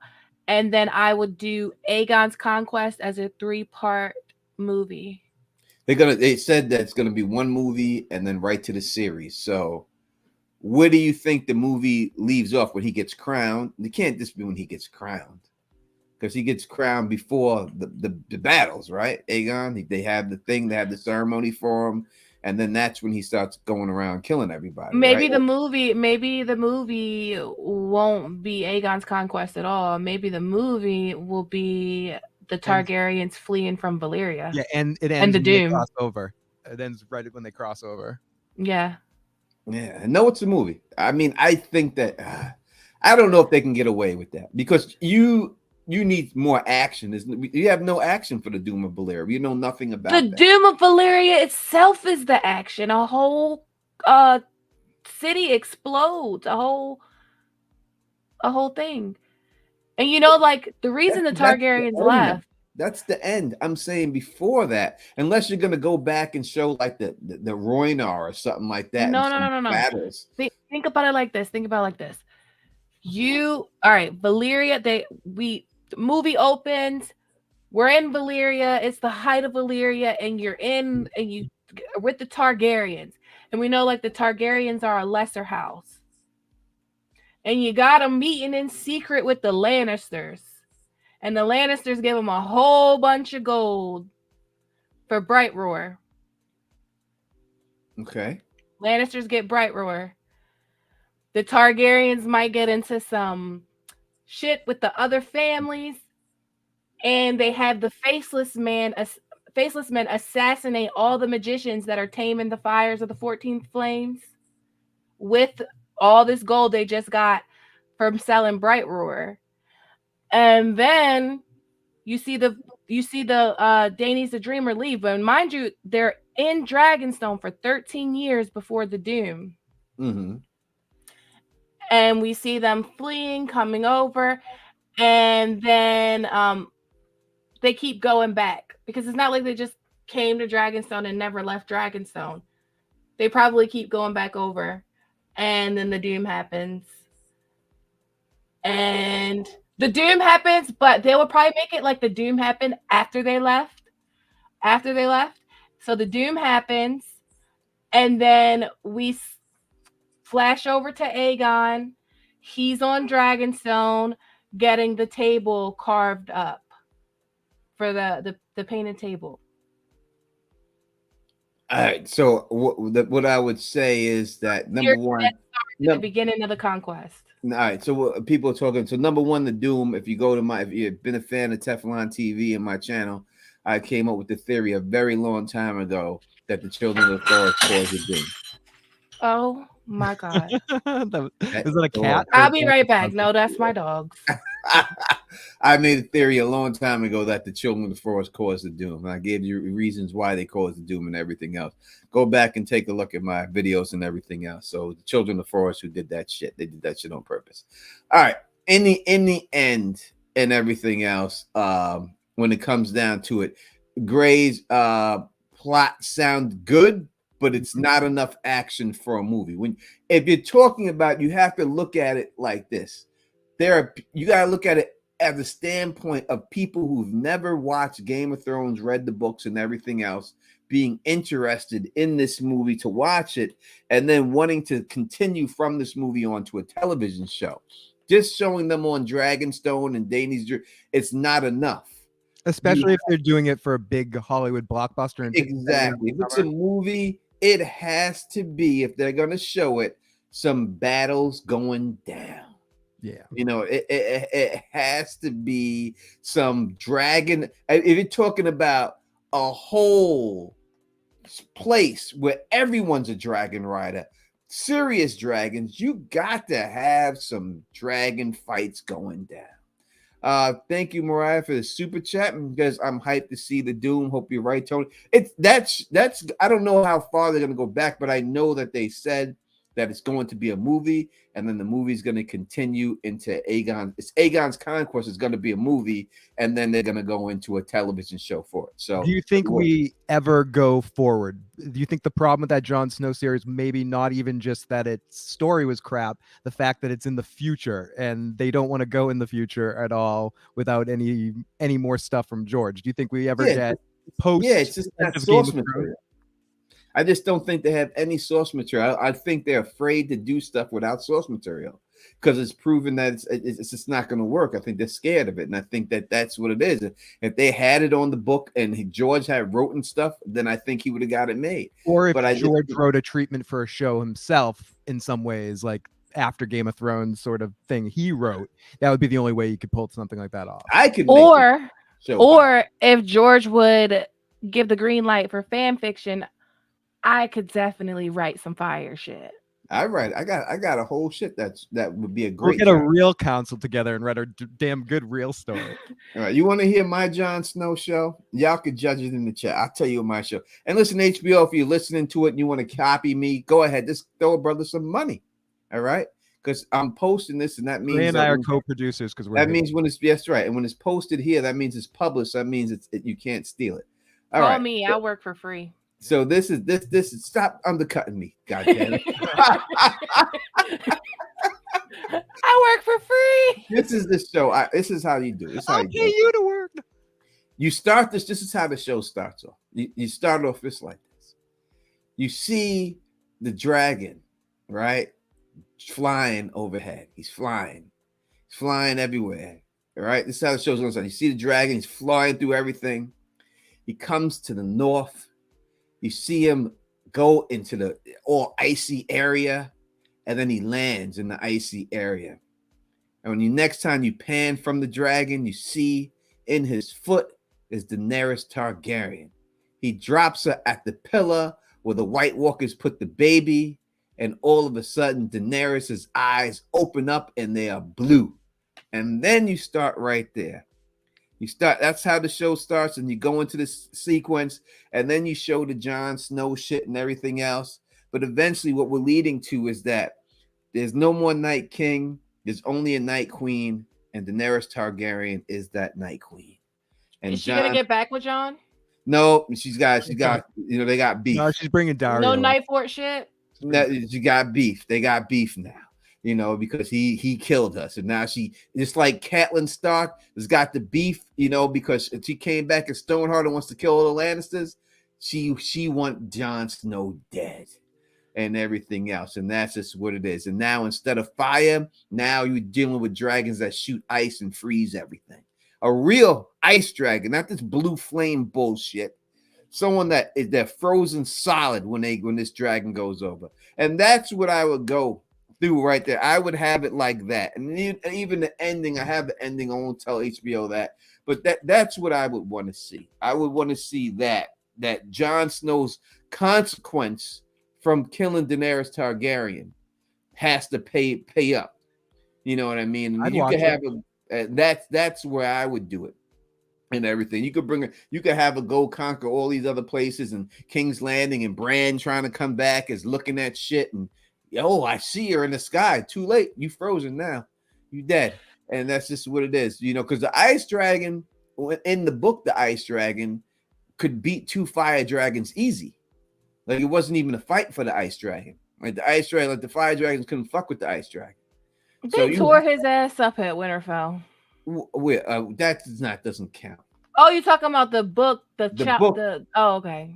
The book, The Ice Dragon. I thought you were talking about Viserion.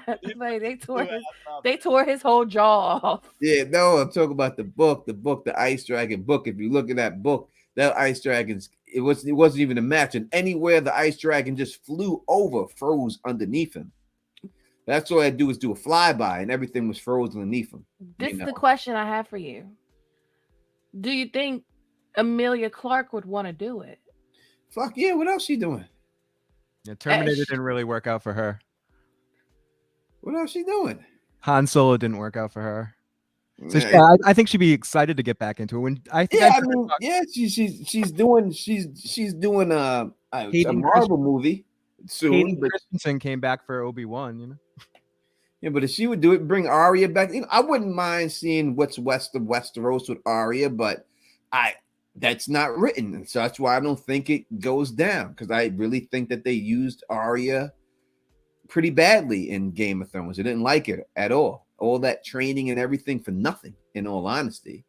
I mean, she did all that Faceless Men training and everything else, and she couldn't fool Peter Baelish. Yeah. To me, that's terrible. Why the fuck was she over there? So do you want to know what the series I would write is? Oh, what is that? I would pick a very minor character from Game of Thrones that everybody loved. Jack and Hagar. Okay. And he's going to get since Arya didn't work out, he's going to be scouting Westeros for a new faceless man to train. But during this time, he's going to hear of a woman in the east, because he's going to have a contract to kill her from a man, or from a woman in Winterfell, Lady Stark. Lady Stark is going to contract the faceless men to kill resurrected Daenerys, but not ice. They're going to take her to Kimbara over there in Essos, to the Lord of Light folks, like how they raised Jon. I think thus, like, Drogon takes her there. She's resurrected, but the main story, So you never like see her. You never see her, like the White Walkers. You never see her. But the story will be him trying to kill her, him trying to train, find a new faceless man. But the crux of the story is he'll never be able to kill her. He'll never be able to kill her. She'll have a huge, huge, huge following, and she will come back and destroy all of Westeros. Winterfell. All of it. I want her to destroy all of it. Oh my God! Wait a second, real quick. We just got a big. Phil, can you see all the people who are? Shaquille Robinson just gifted 10 Teflon TV memberships. I cannot, just because I'm on my I'm in a different spot than normal right now. Oh, Phil. I want to say the names of the people who got gifted these memberships. Let me see if I can pull this up real quick so I can say this to y'all. Thank you so much, Shaquille Rob. That is amazing that you did that. What the hell is my stuff? Why is it stuff so hard to find? This app sucks, YouTube app. It's so hard to find your own stuff. I can't find it. I go my channel. All right, let me see if I can find. Stop that. Yeah, if you can, AK. Alice, I hated it so bad. I hated it so bad that I want them to come back. I want her to come back and kill I really hate that she risked her whole army, her dragons, everything to save everybody, and they were so ungrateful to her for it. They definitely were. But that's Bran's fault. 100%. And I want her to kill him first. Burn all the weirwoods. Burn them. All right. Let me see if I can say I kind of love Etsy. Is one person who received the gift. Why So Curious was gifted one. George was gifted one. NYDA was gifted one. Yeah, AK, if you could just list it for me, I'll read it off the list. It's hard for me to see it. It keeps going up. But thank you so much for doing that. I truly appreciate that. Especially now y'all have access to all of the emojis. Do we have? I think we may have a gray area emoji up there. I know we did. I made one. There's no doubt about it. So you may have the gray area emoji. You have to fill the issues. I had the whole crew emoji. I have an emoji. Yeah, you had an emoji. Somebody that's a member put the emoji. We put the gray. we had the gray area emoji. We put that in. It shouldn't be there. It's Sonic. I could write way better than for Sesame Street, but thank you. Now that they're opening the door for anime and stuff, they should just do a what if series, so we can get that what if Dany came back and killed everybody instead, or get what if the Viper beats the mountain there or something. I wouldn't mind a Song of Ice and Fire animated what if series of some sort. That'd be fun. I just think, because everybody says let's subvert expectations. Well, do it over again. Make Daenerys the bad guy and let her win. Let her kill everybody. Bran, starting with Bran. Cheryl Baxter, thank you for the super chat.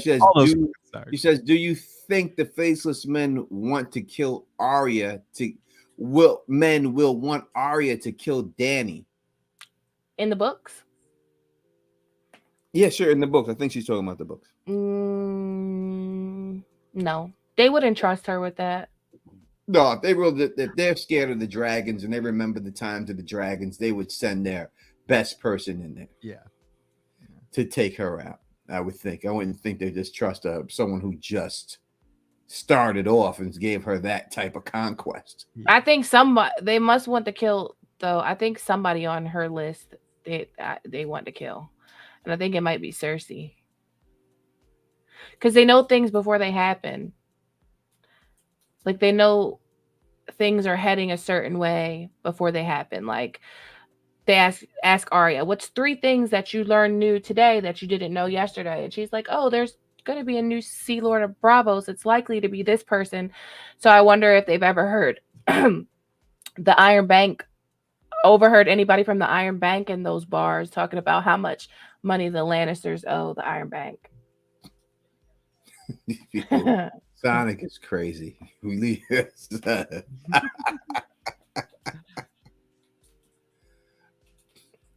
That's great, Sonic. Hi, bird. I need some smack. I'm Snuffleupagus.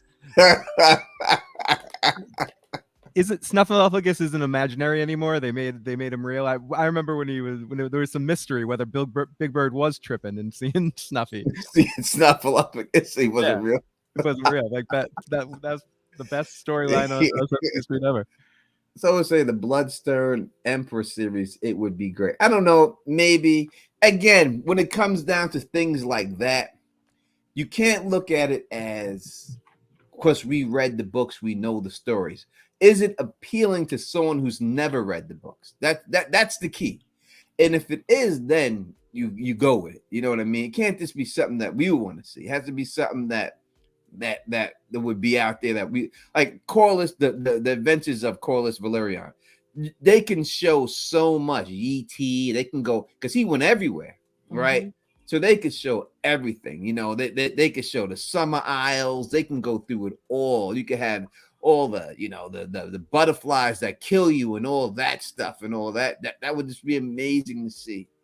You know what I mean? I would like to see the was it the Turtle Wars with old Valyria? That would be with the Rhaenys. Yeah, the Rhaenys. That would be before Nymeria. You know what I mean? That would be before Nymeria. I think the Nymeria series, I think that's canceled. I don't think they're gonna do that. So that would be like the Turtle Wars were during the Valyrian conquest. Yeah, you're right. Oh, we got another super chat here. Let's take this from Rima G says, I really wanted Dany and Arya to get along. Love you. I think they would get along. Arya was all about the dragons. She's about that life. I know a killer when I see one. Shit was so bad, bro. That's why that's her way of saying she loved her. In that world. Yeah. That as a compliment. Come on. Yeah, I agree. I thought that, you know, they definitely got along and everything and all that. But you know, the Rhaenyra battles and all that stuff. I mean, if you want to see the Dragon Riders, if they're gonna do that movie, I say you move some of that into that movie, Aegon's Conquest. You show these, you have to show them dominant, because you're talking about a time where there's hundreds and hundreds of dragon riders, you know, so you have to show that dominance of that situation of what the world would be like when there's that many dragons just flying around all the time. And you also have to show that their bad side, that they were slaving people and everything else. You got to show all that. And you got to show what caused the actual doom of Valyria. You got to show that. So all those things have to be shown 100% and everything else. Gray will ask you this because we know that they're also asking shows. We know that they're doing the play for the Tourney of Harrenhal. Are you excited to see that? Would you go watch that play? No. No? Why? Why are they doing that as a play? It's done. It's already done. It's coming out. The play of the Tourney of Harrenhal. Where do y'all be hearing all this shit at? How do y'all know all this stuff? Yeah, I didn't even know about this. I've never heard about it. It will be, there's a play. The Tourney of Harrenhal will be a play. It'll be in Manhattan playing out there. It's already written, casted, and all that stuff. All that, it's done. It should be out this year or next year, but it's done. So it's gonna be like a musical. It's like Hamilton. I don't know. I would have to think so, but it's a play. I would have to think it's good. I'm consorting with Google. Go ahead, look it up. But it's definitely done. They're having that. It's going to be Rhaegar. It's going to be Lyanna. It's going to be everything that happens there. You will find out if Ned Stark actually got with this chick or not, which he never did, and you'll finally see that he didn't. That'll be there. Brandon will be there. My young Littlefinger. Young Robert Baratheon will be there. And there'll be a singing a song. My name is Ned, and I'm so shy. I wish I was special, that type of guy. Yes, you are. So, I would actually see it, right? If they're gonna bring something new. Like if we're gonna see Night of the Laughing Tree, if we're gonna see scenes with Rhaegar and Lyanna. All that's gonna be live. Night of the Laughing Tree. Everything's gonna be there. All that will be in there. Okay. I'll probably check it out. You'll find out who is the Knight of the Laughing Tree. You'll figure all that stuff is going to be in it. That's already confirmed. It'll all be there. I'll check it out as long as it doesn't cost as much as Hamilton. Oh, it's going to cost a lot. No, I'm not checking it out then. Listen, the Michael Jackson. When you go, record it on your phone for me. The Michael Jackson. I went and seen the Michael Jackson play. And I was up front. I was in the front, and the up front seats cost was $700, and I think it said like $730 for the up front seats. Close. I wasn't in the front row, but I was close up. It was like $7 something for the Michael Jackson play. Plays are expensive. Hamilton was expensive. I went to see that. Book of Mormon. I went to see that. It was crazy expensive. Well, there, Jackie C's put a link in there for the Winter's Out reveals the title Game of Thrones stage play, The Iron Throne. There it is. You know, I'm not making this stuff up, people. I don't make this stuff up. I didn't think you made it up, but I was trying to read about it. I've never heard of it. Yeah, I mean, I think it'll be. I think it'll be good. I'd rather see it. So they're doing like how they did. What's the name? The concert. I don't know how to. Ramin Djawadi when he did the. Thank you. Yes. Whatever his name is. I don't know. They're doing it like that. Maybe they'll bring it to every city. And maybe I'm sure that it may go off Broadway after a while. It all depends if it's a musical or not. It might just be there are plays that are not musicals. Yeah, it might just be like a heavy stage combat kind of thing. Yeah, it may not be a musical. There are plays they can't move that around. Yeah, they can move that around, but it would play in New York for a while. Then it would go to off Broadway, and then it would go all over the place. But it's going to play in New York, and you're right here. Just come up. It would have to be put on in medieval times, like those locations. My sister just went to that. She told me. She said the night. She said the one night gave her a flower, and she was all.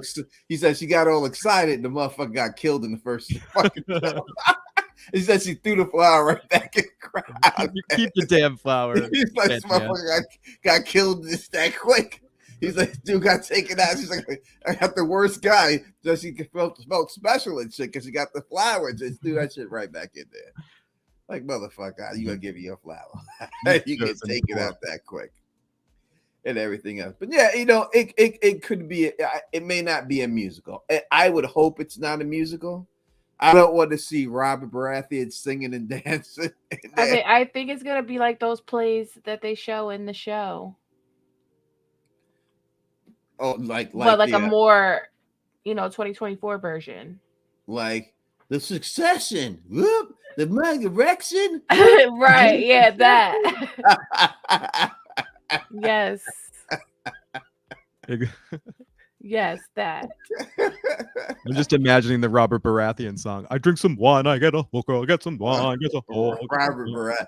I'll beat anybody up if you want to fight me. Pass the wine, pass the wine.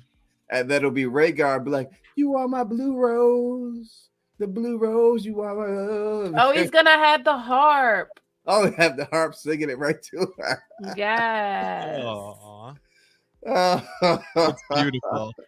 Yes, Kate Hamilton is fire. Hamilton was great. Awesome. Hamilton was great. It was great. It was a good time. Nothing. Michael Jackson was when you left that, you was, especially if you're my age, you know what I mean.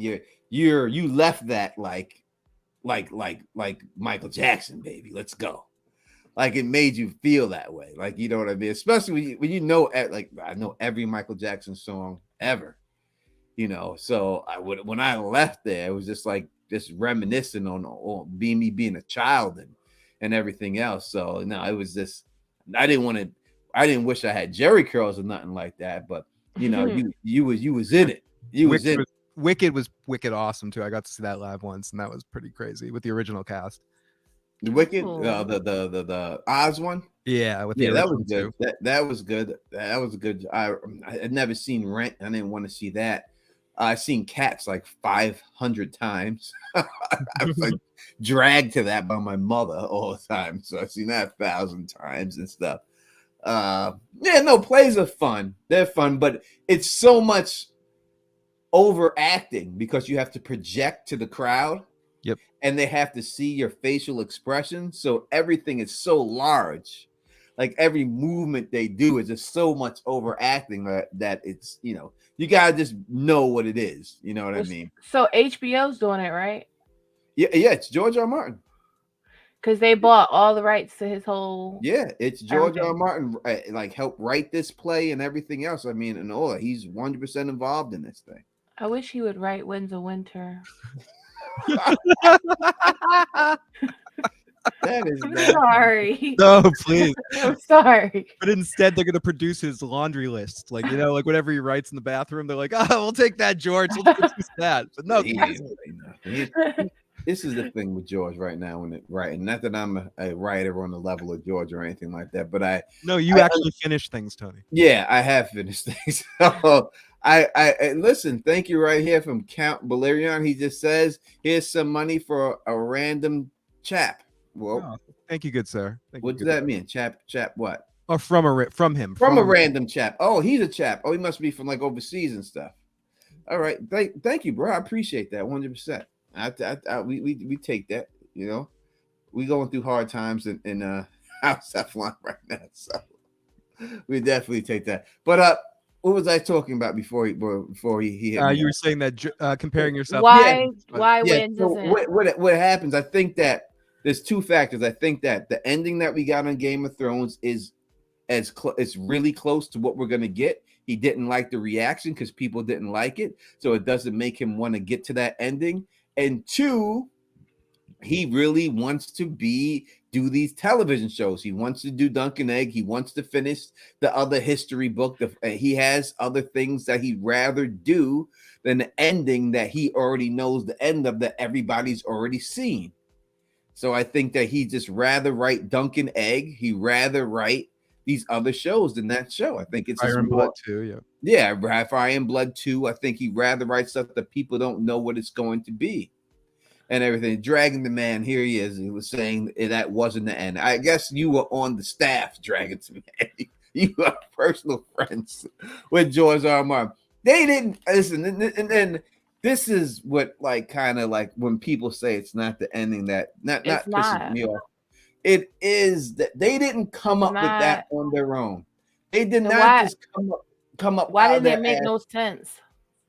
Because this is what it's gonna be. Listen. They did not come up with Bran's going to sit the Iron Throne in the end. That's happening. That's a done deal. Is Daenerys gonna burn King's Landing after she she did a perfect military execution. The city was hers. The surrender bells are ringing, and she burns everybody. And she's not like that in any of these books. But they didn't set it up yet. Again, they have played upon the Targaryen madness from book 1. If they're going to play on the Targaryen madness, they're going to have to show a Targaryen go mad. And she's the only one left to do it. So yes, she's going to do some crazy, stupid shit. But There's no doubt about it. You can't just keep talking about in every book a Targaryen flip a coin. You don't even know what Targaryen they gonna don't. get. They Mad one, that one. don't. That's This a one, that show. one. That's a show fucking thing. It's not in the books that much. It's Uh, hardly mentioned. And yeah. all the history of Targaryens, there's like 5 crazy ones. No doubt about it. George R. Martin came up with the Arya stabbing the Night King. No, he did not come up with that. They specifically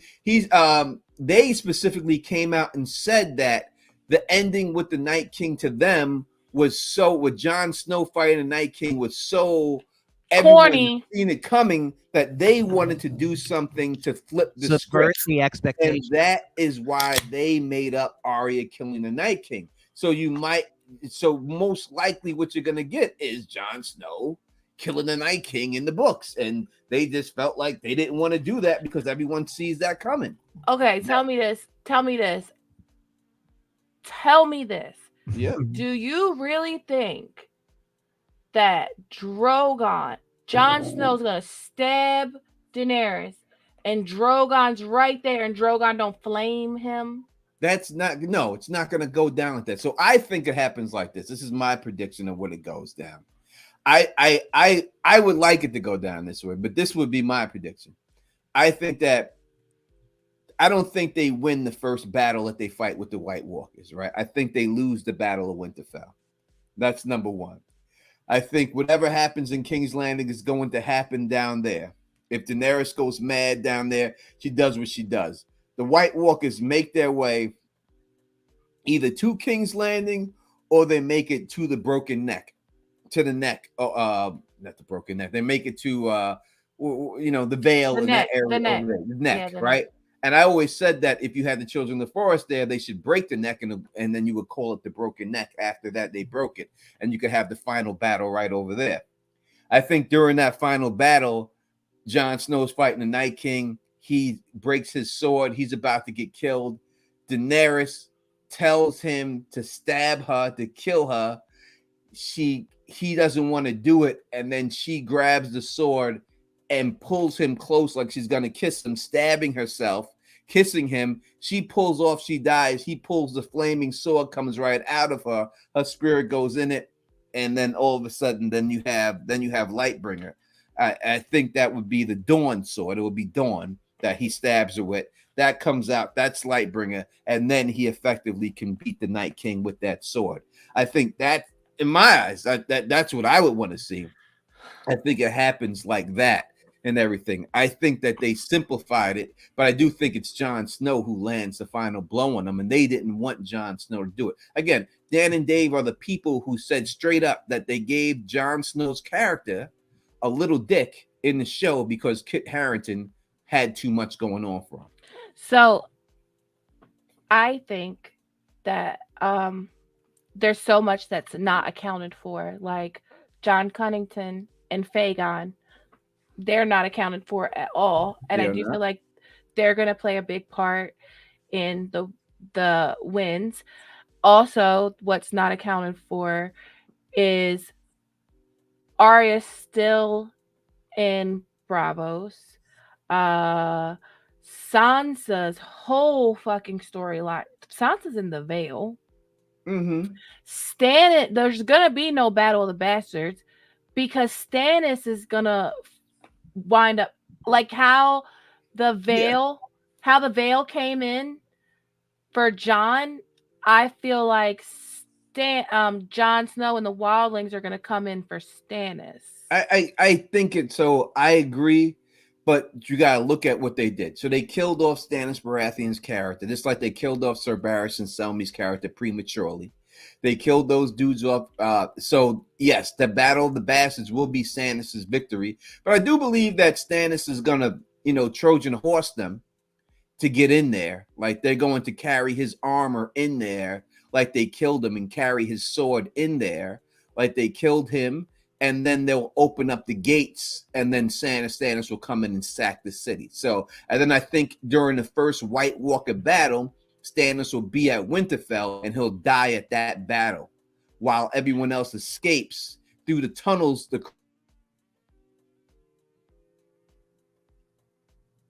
crypt off the Hello? White Walkers, and he's there.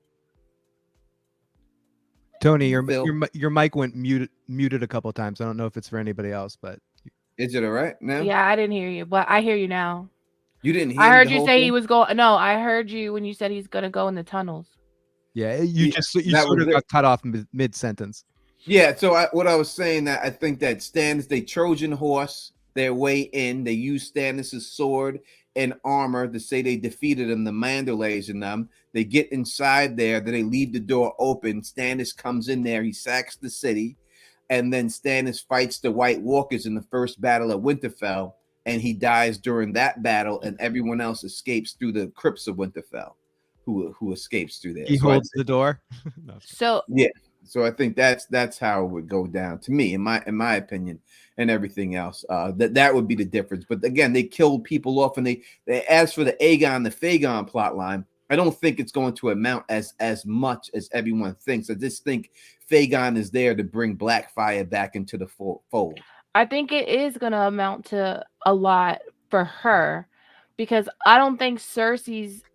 I think Fagon is gonna align with Cersei, and it's gonna be like a betrayal for her. And I also think he's gonna take Viserion. I don't think the Night King's gonna get a dragon. There's gonna be a whole completely different way he comes through the wall. That dragon white hunt shit was stupid as fuck. But I also don't think Lightbringer. I already think I think Drogon is Lightbringer. The Azor Ahai prophecy says you awake dragons from stone. Daenerys is the only person in this story that has woken dragons from stone amongst salt and smoke. And yeah. She fits like 3 different prophecies, and for it to be like Melisandre telling Stannis it's him, and it's supposed to be this prince that was promised, and this prince was this, and the prince is that. I definitely think Azor Ahai is Daenerys and Lightbringer is Drogon. So I don't think Jon will need to stab her. I don't know. He is. I mean, they're not going to talk that whole prophecy exactly of how that's going to happen. Again, if you want to go again, you go check what video I did before. Where I do this video 9 years ago called "The Death of Daenerys Targaryen." It says it right in the chapter that that's going to happen. I read the chapter. It's a chapter where she's in the House of the Undying, and she is confronted by the dragon, and she says the dragon was there. And by the way, she was saying the dragon, and she put the dragon in front of it. I do believe that they were talking about a person, not an actual dragon. They're using it as a metaphor, like they do all the time. And it said the dragon's scales was slick with blood. I think that's Jon Snow in Euron's armor, Valyrian steel armor, because that looks like dragon scales. Now, I said this before that. I didn't say that part, but I said this before that chapter came out. But I always thought that was Jon Snow in there, and that just actually adds to it.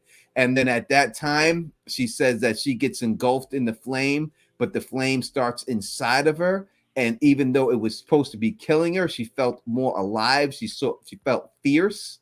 And I think that's what happens because her soul goes inside of the sword. And that's why she feels more fierce. It's the same thing that when you hear Azor Ahai, when he puts the sword inside of the White Walkers, that their blood starts to boil, and that's what they say that happens to her, that she could feel her blood boiling.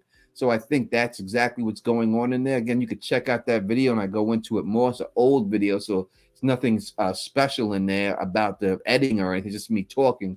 But that's what I had said, and that's why I think they have no choice but to do it that way.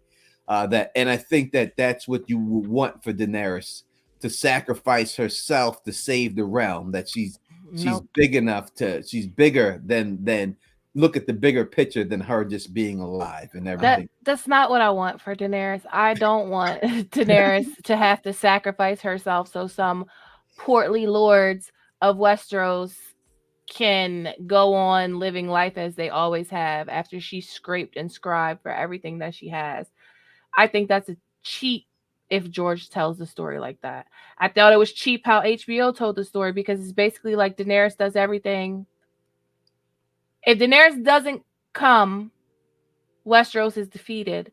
Mhm. She comes, she brings her whole army, and then they're like, "Oh, we wanted you to kill people, but not this bad. Sorry, we gotta kill you now. We gotta put you down. No, Take her listen, outside like a sick dog it was and put her terrible down." the way they did it. The way they had Tyrion, who was a condemned man on death row, convince Jon Snow that he had to kill Daenerys is terrible.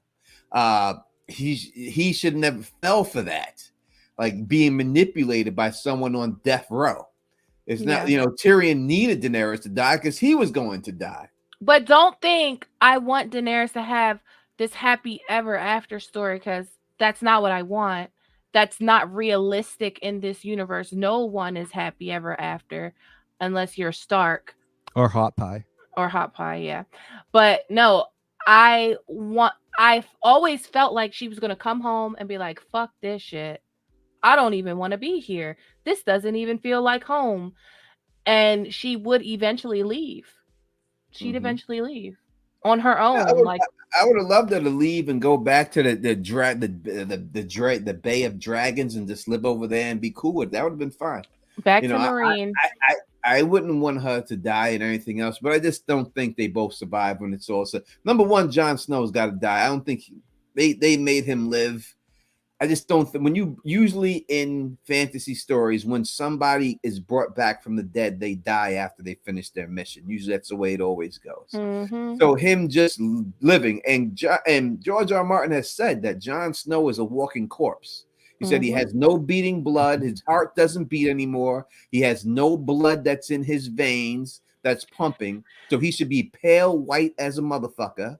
And he should not just be able to go hanging out and just chilling. And he's not gonna come back as the same Jon Snow. Like in the show, he wakes up, he's the same Jon Snow. But we see with Catelyn Stark, she's out for blood.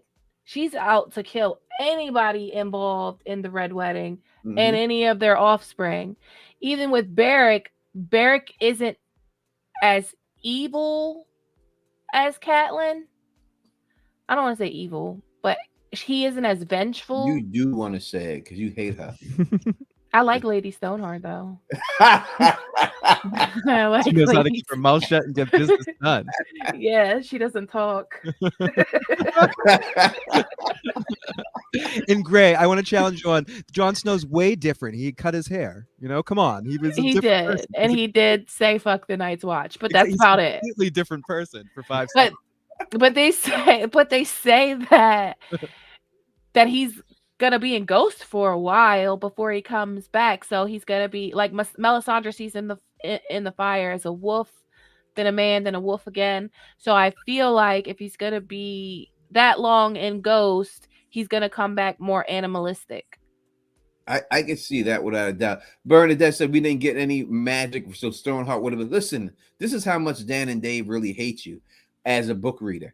They purposely had the Hound piss in the river that Lady Stoneheart's body was supposed to be dragged out of. Like when you see that scene when the Hound comes and he pisses when he meets up with all those guys and he chops off the head of our boy that we hung out with, right? Got his head chopped off by the Hound and everything. He chilled with us. Why? That's terrible that y'all make me forget. I just forgot his name. Phil, what's his name? No, the guy in the show that got his head chopped off by the Hound. That's cool with us. The actor. I just forgot his name. That's so terrible. That was at the party. I can't remember his name. Phil, it's on the tip of my tongue. Oh, the tall dude. Fucking. You know who it was. The one that got the finger in the bum. Yeah, the comedy dude. Yeah, the comedy dude.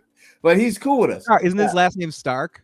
No, it's not Stark. It's something. It's so crazy. He plays a Lannister soldier or a Frey soldier. Yeah, and he gets his finger. But what it is, if you look at that scene right then, is the scene that's when Nymeria with Arya inside of Nymeria pulls Catelyn Stark's body out of the river.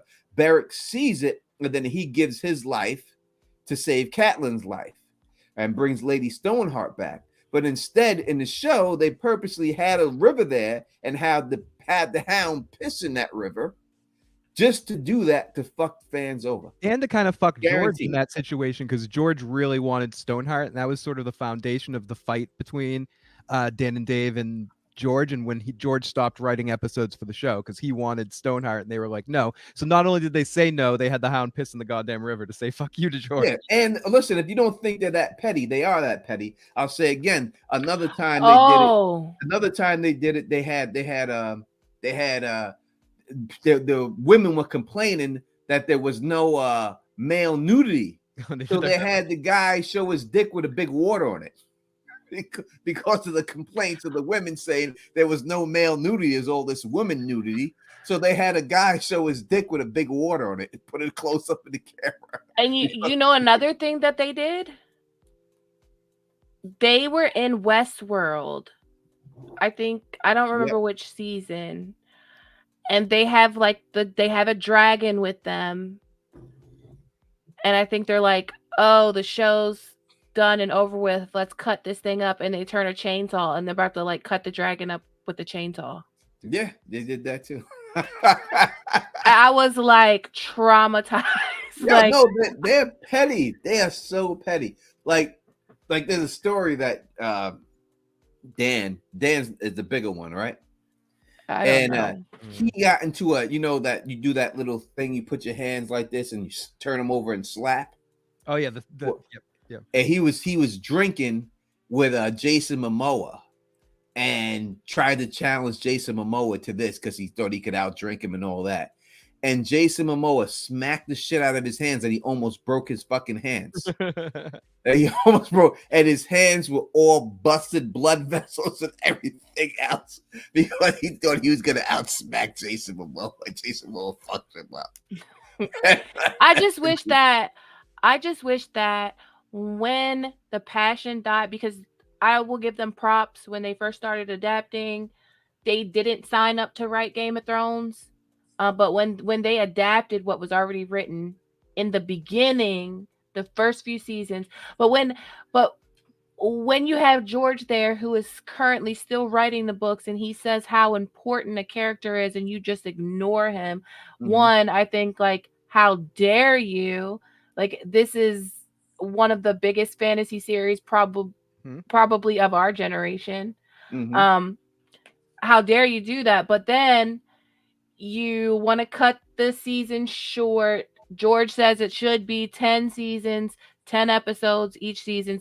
You decide, okay, I'm going to make season 7 episodes and season 6 episodes. And then you tell a half-ass story. At the point where you lost passion for the project, you should have passed it to somebody else. I agree, and the thing was that they got the deal with HBO to do a show that was what if the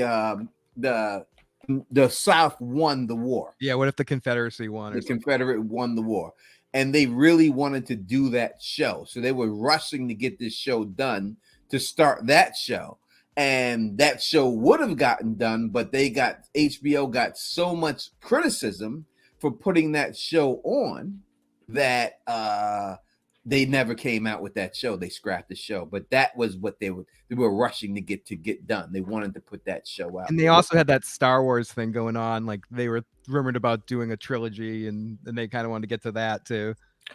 Did anybody in the chat or any of you guys watch Three Body Problem? Because isn't that their new series? Yeah, I watched 3 episodes of it. Is it good? It's not bad. It's Sam Tarley's in there. Davos is in there. It's not bad. I would hope it gets better. Yeah, but it's not great. Micah Lee, she wants to, when is your book coming out? Tony, I'm so proud of you. Thank you so much. It will be out as soon as we get done with the editing process, when the editor is done. So I would say 2 months the longest. 2 months the longest. But after that, 2 months the longest. It will be out. Well, if Quinn said it's good, I believe that it's good. Yeah, I believe Quinn said. I'm just saying, I heard it gets better after episode 3. I only got the 3, but I heard episode 4 and then it gets better. Oh, I can give you guys a show recommendation if you need something to watch. I'm sorry, it's off topic, but we are way off topic anyway. Yeah. Oh, I mean, are we still? And the kid's name is Steve Love, by the way. Steve Love. That's right. I thought the Avatar, The Last Airbender on Netflix, I thought that was really good. All right. I didn't watch it. Listen, we got shows. Constellation, it's not better than Constellation. I don't want to hear that bullshit. That's crazy to even say that it's better than Constellation. Not better than Shogun. Is a great show. Oh, Shogun. I did hear about that, Phil. I heard Shogun is good. So I haven't watched this last episode of Shogun, but now that I don't have Constellation to do, I'll step up my Shogun game and go back. Shogun is good. That's really good. You would like Shogun. If you haven't watched it, you definitely like that. And all that. But tomorrow night I'll be doing a stream for Constellation. If anyone's interested, I'll be doing the final stream of Constellation, giving my predictions for the next season, which I think we'll get another season of Constellation and everything. But listen, if 3 body problem confuses you, then you don't want to watch Constellation. Because Constellation is really like, yo, what the fuck is going on here? The Social Deviant said Dan and Dave got fired from the Netflix show. Which Netflix show? 3 Body Problem? No, they did 3. So what happened was, from what I know about 3 Body Problem, is that they had a contract like the Rhymes lady, like a $200-300 million to produce shows for them, and they didn't come up with anything, or everything they came up with scrapped. So in order to save, Netflix, it's like we had to pay these dudes this money. They gave them this 3 Body Problems show to say, at least justify why we paid you all this money. So that's why they got that show and everything. But we'll see how good it is and everything else. I don't know. Listen, Lord of the Rings wasn't great, but it was okay. If they do that, then it's fine, I would think, That's what I said. And they brought in actors that they're familiar with. Sir Davos and they got the dude and plays in Doctor Strange is in there and everything else, and he's a good actor. The Asian chap who's up in there. KP, I just cannot. From what I've seen so far, the first 3 episodes, Constellation's first 3 episodes are 1,000 times better. And that's the way I see it. So you can feel what you want. I want to feel like I want. I don't think it's comparable. Constellation is a much better show to me. And if you like that one better, then hey, there you go. Maybe it gets better, but the first 3 episodes I've seen, it's not close. We'll see. I'll watch more of it this weekend when I get a chance and everything else and all that good stuff. All right, I guess we have talked all that talk. We have been here for a long time. I know we've done anything but talk about the trailer, but there's not much to say about it other than it sort of was good. Yeah, let's give a chance to talk about the trailer real quick before we get up out of here. We'll get 15 more minutes. How about that? I gotta go. You gotta go. Yeah, I gotta go. All right, go. Great. It's been 2 hours. All right, me and Phil will chill here for 15 more minutes. You get up out of here. See y'all. Bye. Thanks for having me, Tony. Nice to see you, Phil. Bye, Gray. Bye, chat. Gray's got to work in the morning. She got to work every morning. All that. All right, Phil. Trailer. What do you think about it? I mean, I think I like how they gave us 2 trailers. It makes it interesting to look at things from 2 different perspectives. I mean, it's a tough thing because I feel like the trailer is not necessarily for me, that someone that knows what's going to happen in some ways, but I thought they looked good. It looks like more of the same of what we saw in season 1. It doesn't look, nothing really shocked me or kind of threw me for a super loop, except for maybe seeing the wall for a second. That was kind of surprising. But other than that, was it anything you weren't expecting or anything surprise you really? Nothing, Swan. Thank you for the super chat, Micah. She says, Phil, I miss you too, babes. Oh, thank you, Mika. Micah, whatever. Nothing shocked me that I'd seen in the trailer. I didn't see anything that made me say, oh my God. But it's hard. It's going to be hard to do that for the fact that in the end, I've read the story numerous times. I expect things to happen. It just makes me look at it and say, all right, we're going to get this season. Yeah, there's the thing. There's the thing. A little bit like that. But I guess the wall is the new, because that's something that doesn't get expanded. That was new. I didn't see that, but that's the only thing. Say, oh my God, we're at the wall again. I don't like the whole White Walker stuff. I think it's just something to like a crutch. Like they're not confident enough in the show. They feel they have to show them, and that's what I don't like about it. What do you think? Yeah, I agree with you. I don't think they should bring any attention to season 8 stuff. And what's working about this show, even though I wasn't sure what I wanted to see, was keeping away from that, doing a different perspective, completely keeping people's minds playing the shell game a little bit. By going too far into it, it could bring up some bad memories for some people. That being said, I do agree kind of with what Gray was saying earlier, that they introduced the whole prophecy stuff in this show, so they do need to pay it off at some point. So they may have dug a hole for themselves, but I don't think it's needed. And I'm with you. I don't really want to see it. I don't care. I just don't think that it was needed. That's the only thing I would say about it. I think it's a crutch that we got to put the White Walkers in, and people are going to expect it, especially in the time. What are you going to have, the White Walkers in Aegon's conquest now? You're going to show the White Walkers somehow in there? Yeah. Any time that you're going to do it. All right. Gray is saying she wants to let KP call in. She left, and now she's saying let KP call in. All right, let's let KP call him.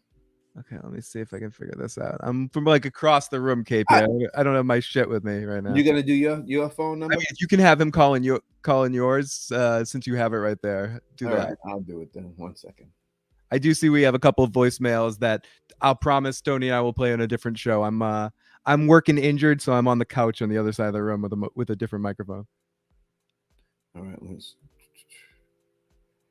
I'm useless tonight. No, you're fine. But you can hear KP when he does that, right? Yeah, he can't hear me, but I can hear him. All right, KP, go ahead, call him. We're waiting for you.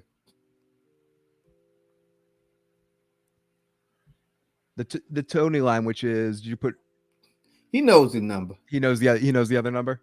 Yeah, he knows the number. I would think he knows the number, right? Let me see if I can figure out how to play one of these.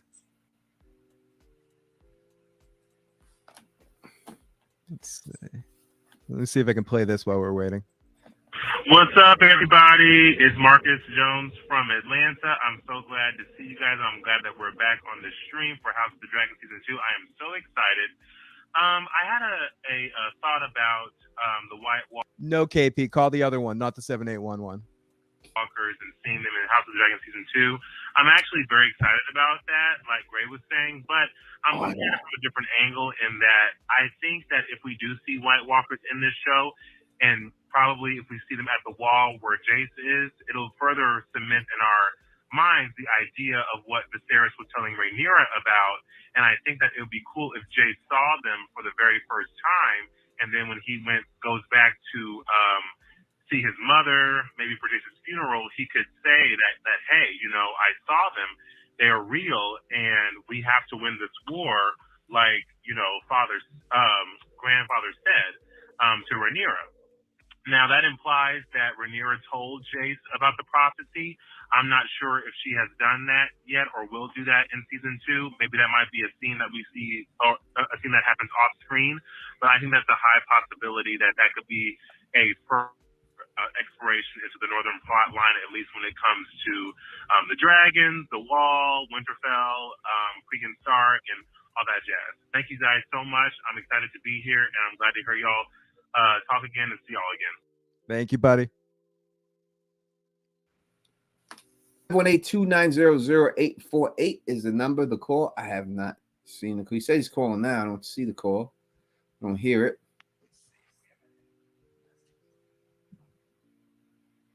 You sure you're watching? He said it's ringing. All right, maybe this is a problem. People said before that it was ringing and I didn't hear it. Maybe that's what's going on here again. I heard it last time when it was ringing, and you'd see the call thing pop up on your screen. Yeah, nothing's popping up here at all. No Diddy on that one.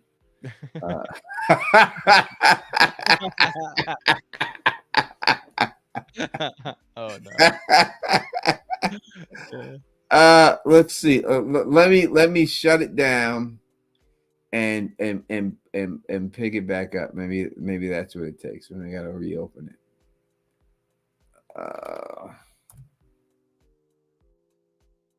One second, KP. Give me a second.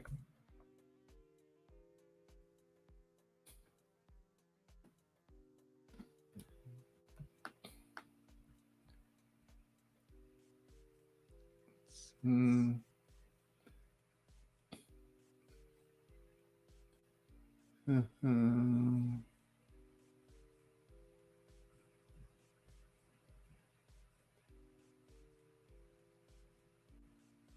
don't know. Do you think in some of the situations that we're going to see in this coming season, we're going to see things we don't expect? Do you expect to see things you don't expect? Only with the White Walkers. I don't expect to see that at all. It could be something with the phone line, KB, because I'm trying to log it in right now and it's still not logging in.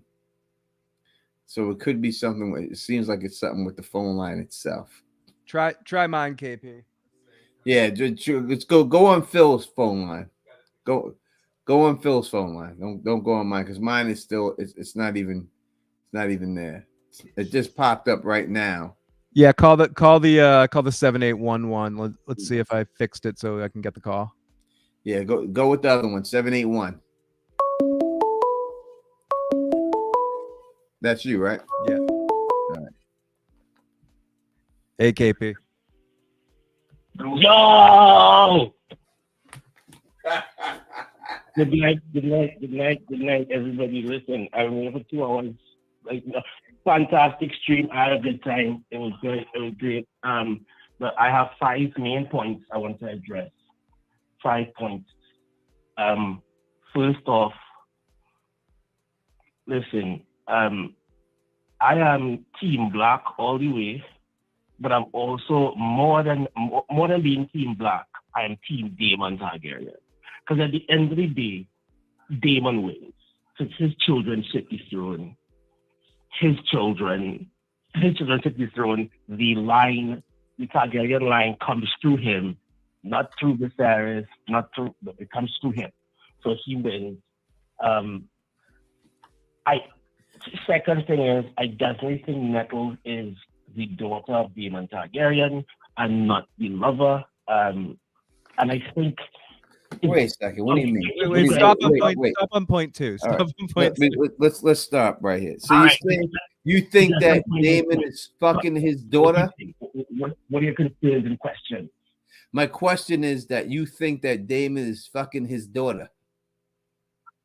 I don't think he's actually having sex with her. I think that's a rumor. I think it's a daughter. It's his daughter, and they are very close because it's his daughter. And eventually, Rhaenyra probably gets jealous of the daughter because she knows, well, if she can fuck his niece, why not his daughter? Even though that's the Targaryen, Targaryens don't necessarily do that. It's never been heard about, but I think it's definitely his daughter. And I think the reason why she's wearing jewelry is because Daemon took care of her. The only thing is what Dragon Demands is saying, that he thinks it's the other girl. The only reason I might kind of agree with him that it's probably the other girls, because the other girl looked to be a good bit younger. But the resolution picture is kind of messed up. So, I don't think her having jewelry precludes her from being Nettles. I think that's bad logic.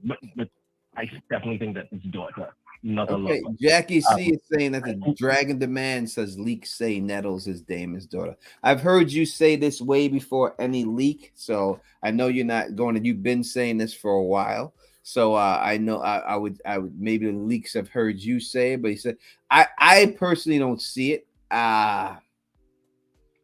But we'll see. We'll see. Yeah, maybe that's. I always thought she was his lover as well, but AK says AK says she believes in it, that she thinks that you're right, that Nettles could be Daemon's daughter. She then gets things very, very wrong already. And there was a line in the book. There was a line, in the Prince and the Queen story about how they said he would dote on her as a man would dote on his daughter. And as a man with a daughter, like, that as a Tony, like, especially at a certain age when like, my daughter's 13. At this age, like, I can still spoil her without her being weird, without it being weird and without feeling, she's not as grown. Like, when you're 17, 18, it's kind of like, all right, you kind of have to have it all. But at 13, you can still spoil them. And I think they're flying around a lot because that's the one daughter he has that really wants to fly. Which makes me think that he's either one of his daughters is going to die, or he's going to lose, or they're going to lose their job. See, the only thing I would say is this, real quick. I would say this about it is that, so in the books we would say, I'm not saying House Valerian is not black. They always been black to me in the books and everywhere. They're black. But if they are not black in the books, why would we think that Nettles is Daemon's daughter then? Like, who was he sleeping with that was a black woman that we hear about in the books to make Nettles, is what I'm saying. Well, the story, because it's not a book, it's a story, it's a piece of a book. The novella has a lot of plot, like not plot holes, but it leaves a lot of questions unanswered, right? But I think one of the things that was established is that on the Valerian Island, on Driftmark, on Driftmark, on the Valerian Island, there are a lot of black people. That's established in the law. It may not be established in the story. It might not be established in the story. It's established in the law because they trade with a lot of some islanders. Some islanders are the best navigators, and there's a lot of stuff about. I can't remember if Corliss is involved, but there's a lot of stuff about House Valerian traveling with a lot of southern islanders, having a lot of southern islanders crew, that kind of thing. So there is a foundation upon which you can place, even without the law of the TV show. There's a foundation upon which you can place where you do have black people being on Driftmark. I can't remember the name of the city, the little town that they have, but there's that's a commonly known thing. Is that, am I right on that? Yes, yes. They had traveled along to it, and they definitely have had some of the islanders down with them. Some islanders, that's what they call them. Yeah, that's what they call black people. Some islanders. So I think it makes more sense than him. I think it makes more sense than him taking her as a lover. The thing is this: that when I looked at the history, I'm not denying that can't be the case. But when we looked at the history and law, right? The cartoon that was put out by HBO, by Game of Thrones, by House of the Dragon, by Game of Thrones, and they were doing the Targaryen history and law. They showed him in bed with Nettles like he was fucking her. Like in the history. No, they don't. That's not what they. No, they don't. They show him in bed. He's in bed by himself, and they come into the door. The door opens, and he's in bed by himself playing his harp. Nettles is not there. Nettles is not on the bed with him. You know, I thought that's what maybe I am. Maybe I am mistaken. I have to go back. I have not seen it. But I always thought that he was in the bed with him. Like 3 years ago, when they first announced that this was going to be a series, House of Dragons was going to be a series, Dragon Man was the first thing that I heard say that I don't think it's his daughter. I don't think it's his lover. I think it's his daughter. And then like I looked at because I looked at those things. I watched those lower things all the time every once in a while when I'm done with you. And I specifically looked at that, and he's on his bed. He has a blanket draped over, his nether regions, and he's sitting up as though he's playing a harp or something like that. But she's not on the bed with him. She's fully clothed, but she's not on the bed with him. I remember that. Okay. So it's like all of that. Even though I can't say that HBO, I don't know for a fact that HBO made that with that in mind, putting that in there with that in mind. But that is what I remember seeing. So we can all check it out. But I think story is better. The story is better if it is that it's his daughter and not like just a random lover. Like because then because we've seen Damon not really give a fuck about these women. Right? Mm-hmm. We've seen that. So we've seen Damon throw a woman over like they're nothing. And to me, listen, I've done it too. And to me, the only way I see Damon basically risking his whole life to save one woman is if it's his daughter. That's the only thing that makes sense to me because he's a selfish motherfucker. Like to me, I think if it was just a lover, he'd have let Rhaenyra have her head. He would not have had this big thing and protested and let her go away, and then he flies away to go and confront Aemon One Eye and all that. I don't think he does all that. It's just a love. But we will see. We will see. The third thing that kind of what was the third thing? What was the third thing that he brought to mind was the whole idea of Rhaenys and Rook's Rest situation. The Rook's Rest situation. Yes. I think that situation goes a lot like the way the story goes, where they ask for help and Rhaenys is saying, no, we can't send all our dragons. Like that's going to just call all-out war. But eventually somebody has to go. And kids want to go, and she's like, I just lost a son. I don't know if I want to lose the next son. And Rhaenys on her fantastic dragon jumps out there, and she's like, I'll go. Don't worry about it. You know what I mean? And she goes, and she has the game won, and then Vega appears, and then it's kind of a problem from then to there. And like, this is a hot take, but my favorite character in this entire story is actually Aegon II. And I'll tell you why. Because as weak as he is, he still manages to survive crashing off a dragon twice. All right. Well, now we're spoiling everything. I mean, it is a spoiler. When it happened. It is a spoiler. I don't ever get the second crashing, right? But he crashed over a dragon twice. That's all I'm going to say on that one. I don't know if that would make the fact that he survived would make me survived and carried on. It wouldn't make me that wouldn't be a reason to me to say that he's my favorite because he survived. That means he's got his ass kicked twice and just happened to survive. I've watched a lot of boxing matches and I never said, well, he made it 12 rounds, so I like him the best. He didn't get knocked out.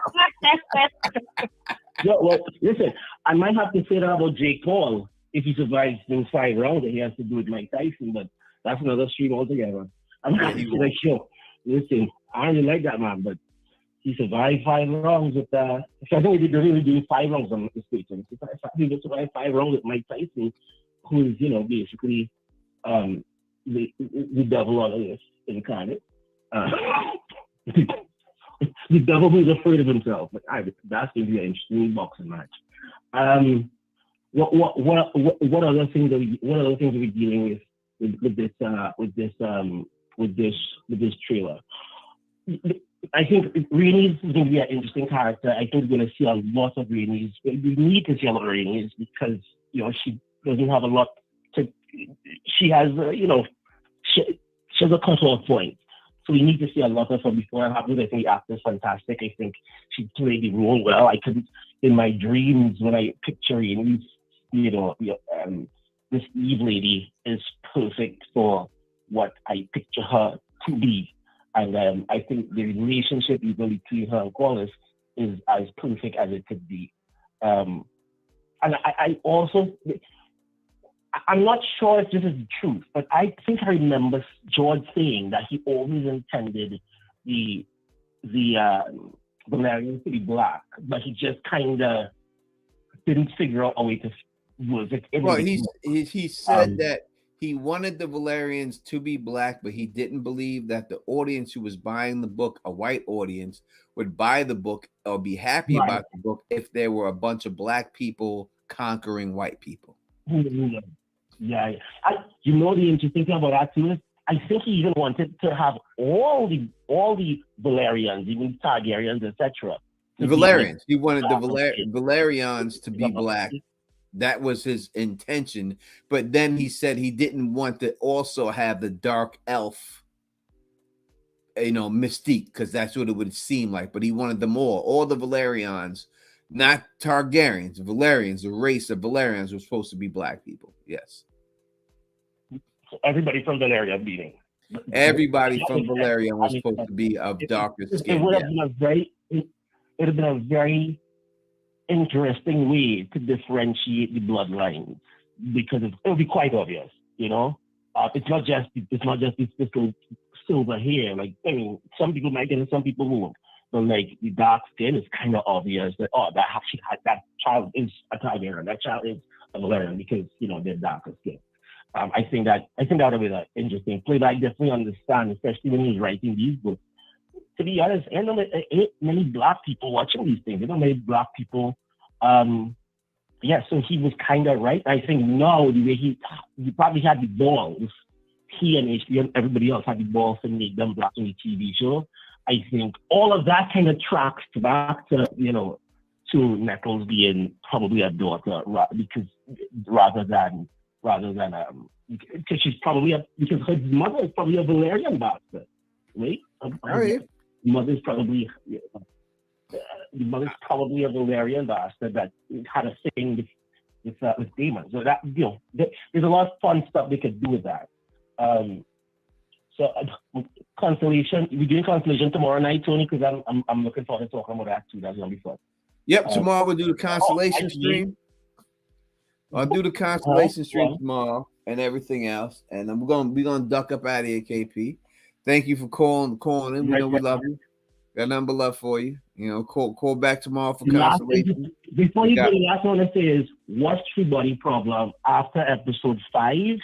It gets to a place. You remember the Alien show that you had me watching the first time, and kind of like at like episode 4, like, nah, this really isn't it. Remember that? I can't remember the name of it. Remember that show, right? Yes. This 3-body problem is it. That's what that Alien show should have been. All right. It really is great. All right, we'll see. Sorry. All right, that was a great KP calling in all the way from across the country, across the continent, and everything else. Appreciate him and appreciate your calling in, brother, and everything else. And appreciate everybody out here rocking with us for as long as you did. It's almost 3 hours. We're gonna get Phil out of here. He's gotta get to bed. I gotta get to bed. I really ain't got nothing to do tomorrow, but I got to bed. And everything else, you know what I mean. But thank you for rocking. We'll do more House of the Dragon streams for you. We're about to get back in the stream, the swing of things. Tomorrow will be Constellation stream. If you haven't watched Constellation, I highly suggest you get Apple TV and watch that show. It's a great show. I'm excited. I didn't keep up week to week, but now I have a good half season to binge.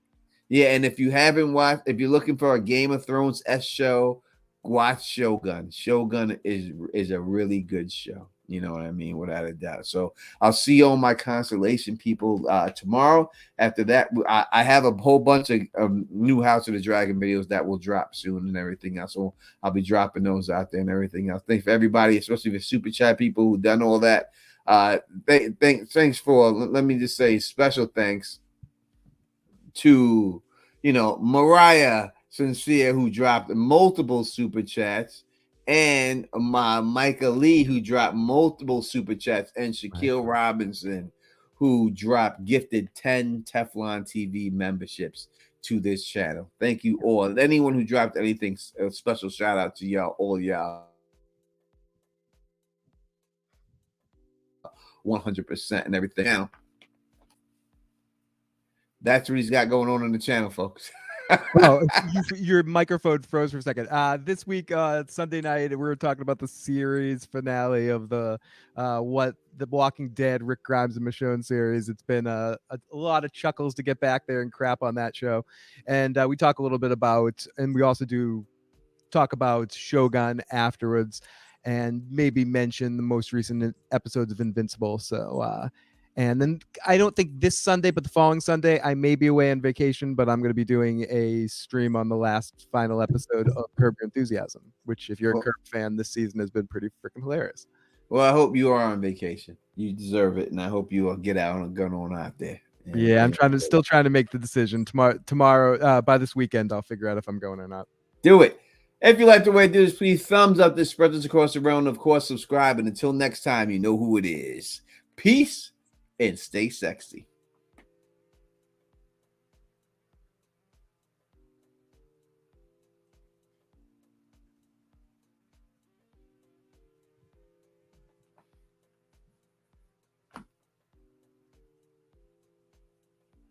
Are we still on? It's still like it will not end. But I guess people want us to stay. Hey, hi everybody, we're still back. There it is. It just oh, it's saying something with my connection and stuff like that. And I don't even know if it's ended yet. It's saying there's something wrong with my connection. We'll make sure we don't give our PIN codes quite yet. Why is it having trouble with my connection and saying it's how can it say I'm having trouble with your connection, but the stream ain't ended? See, I'm sitting on my couch, so I'm watching the stream on my television. People like we still see you guys. I can't hold that smile. Yeah, no, he holds that the whole time. He waits till I can't hold this smile forever. Yeah, you do it though. You keep that on. You're like the Joker in those moments. Like, why so serious? Keep it sexy, motherfuckers. Yeah, you guys are getting the after show now. And I'm back. Now, we're back again. They want us to do an Invincible review. Get out of here. I don't think it's gonna ever have me get out of here. I'm just gonna have to shut my computer, close it, and that just shut it down, and we'll I'll talk until I run out of steam or something like that.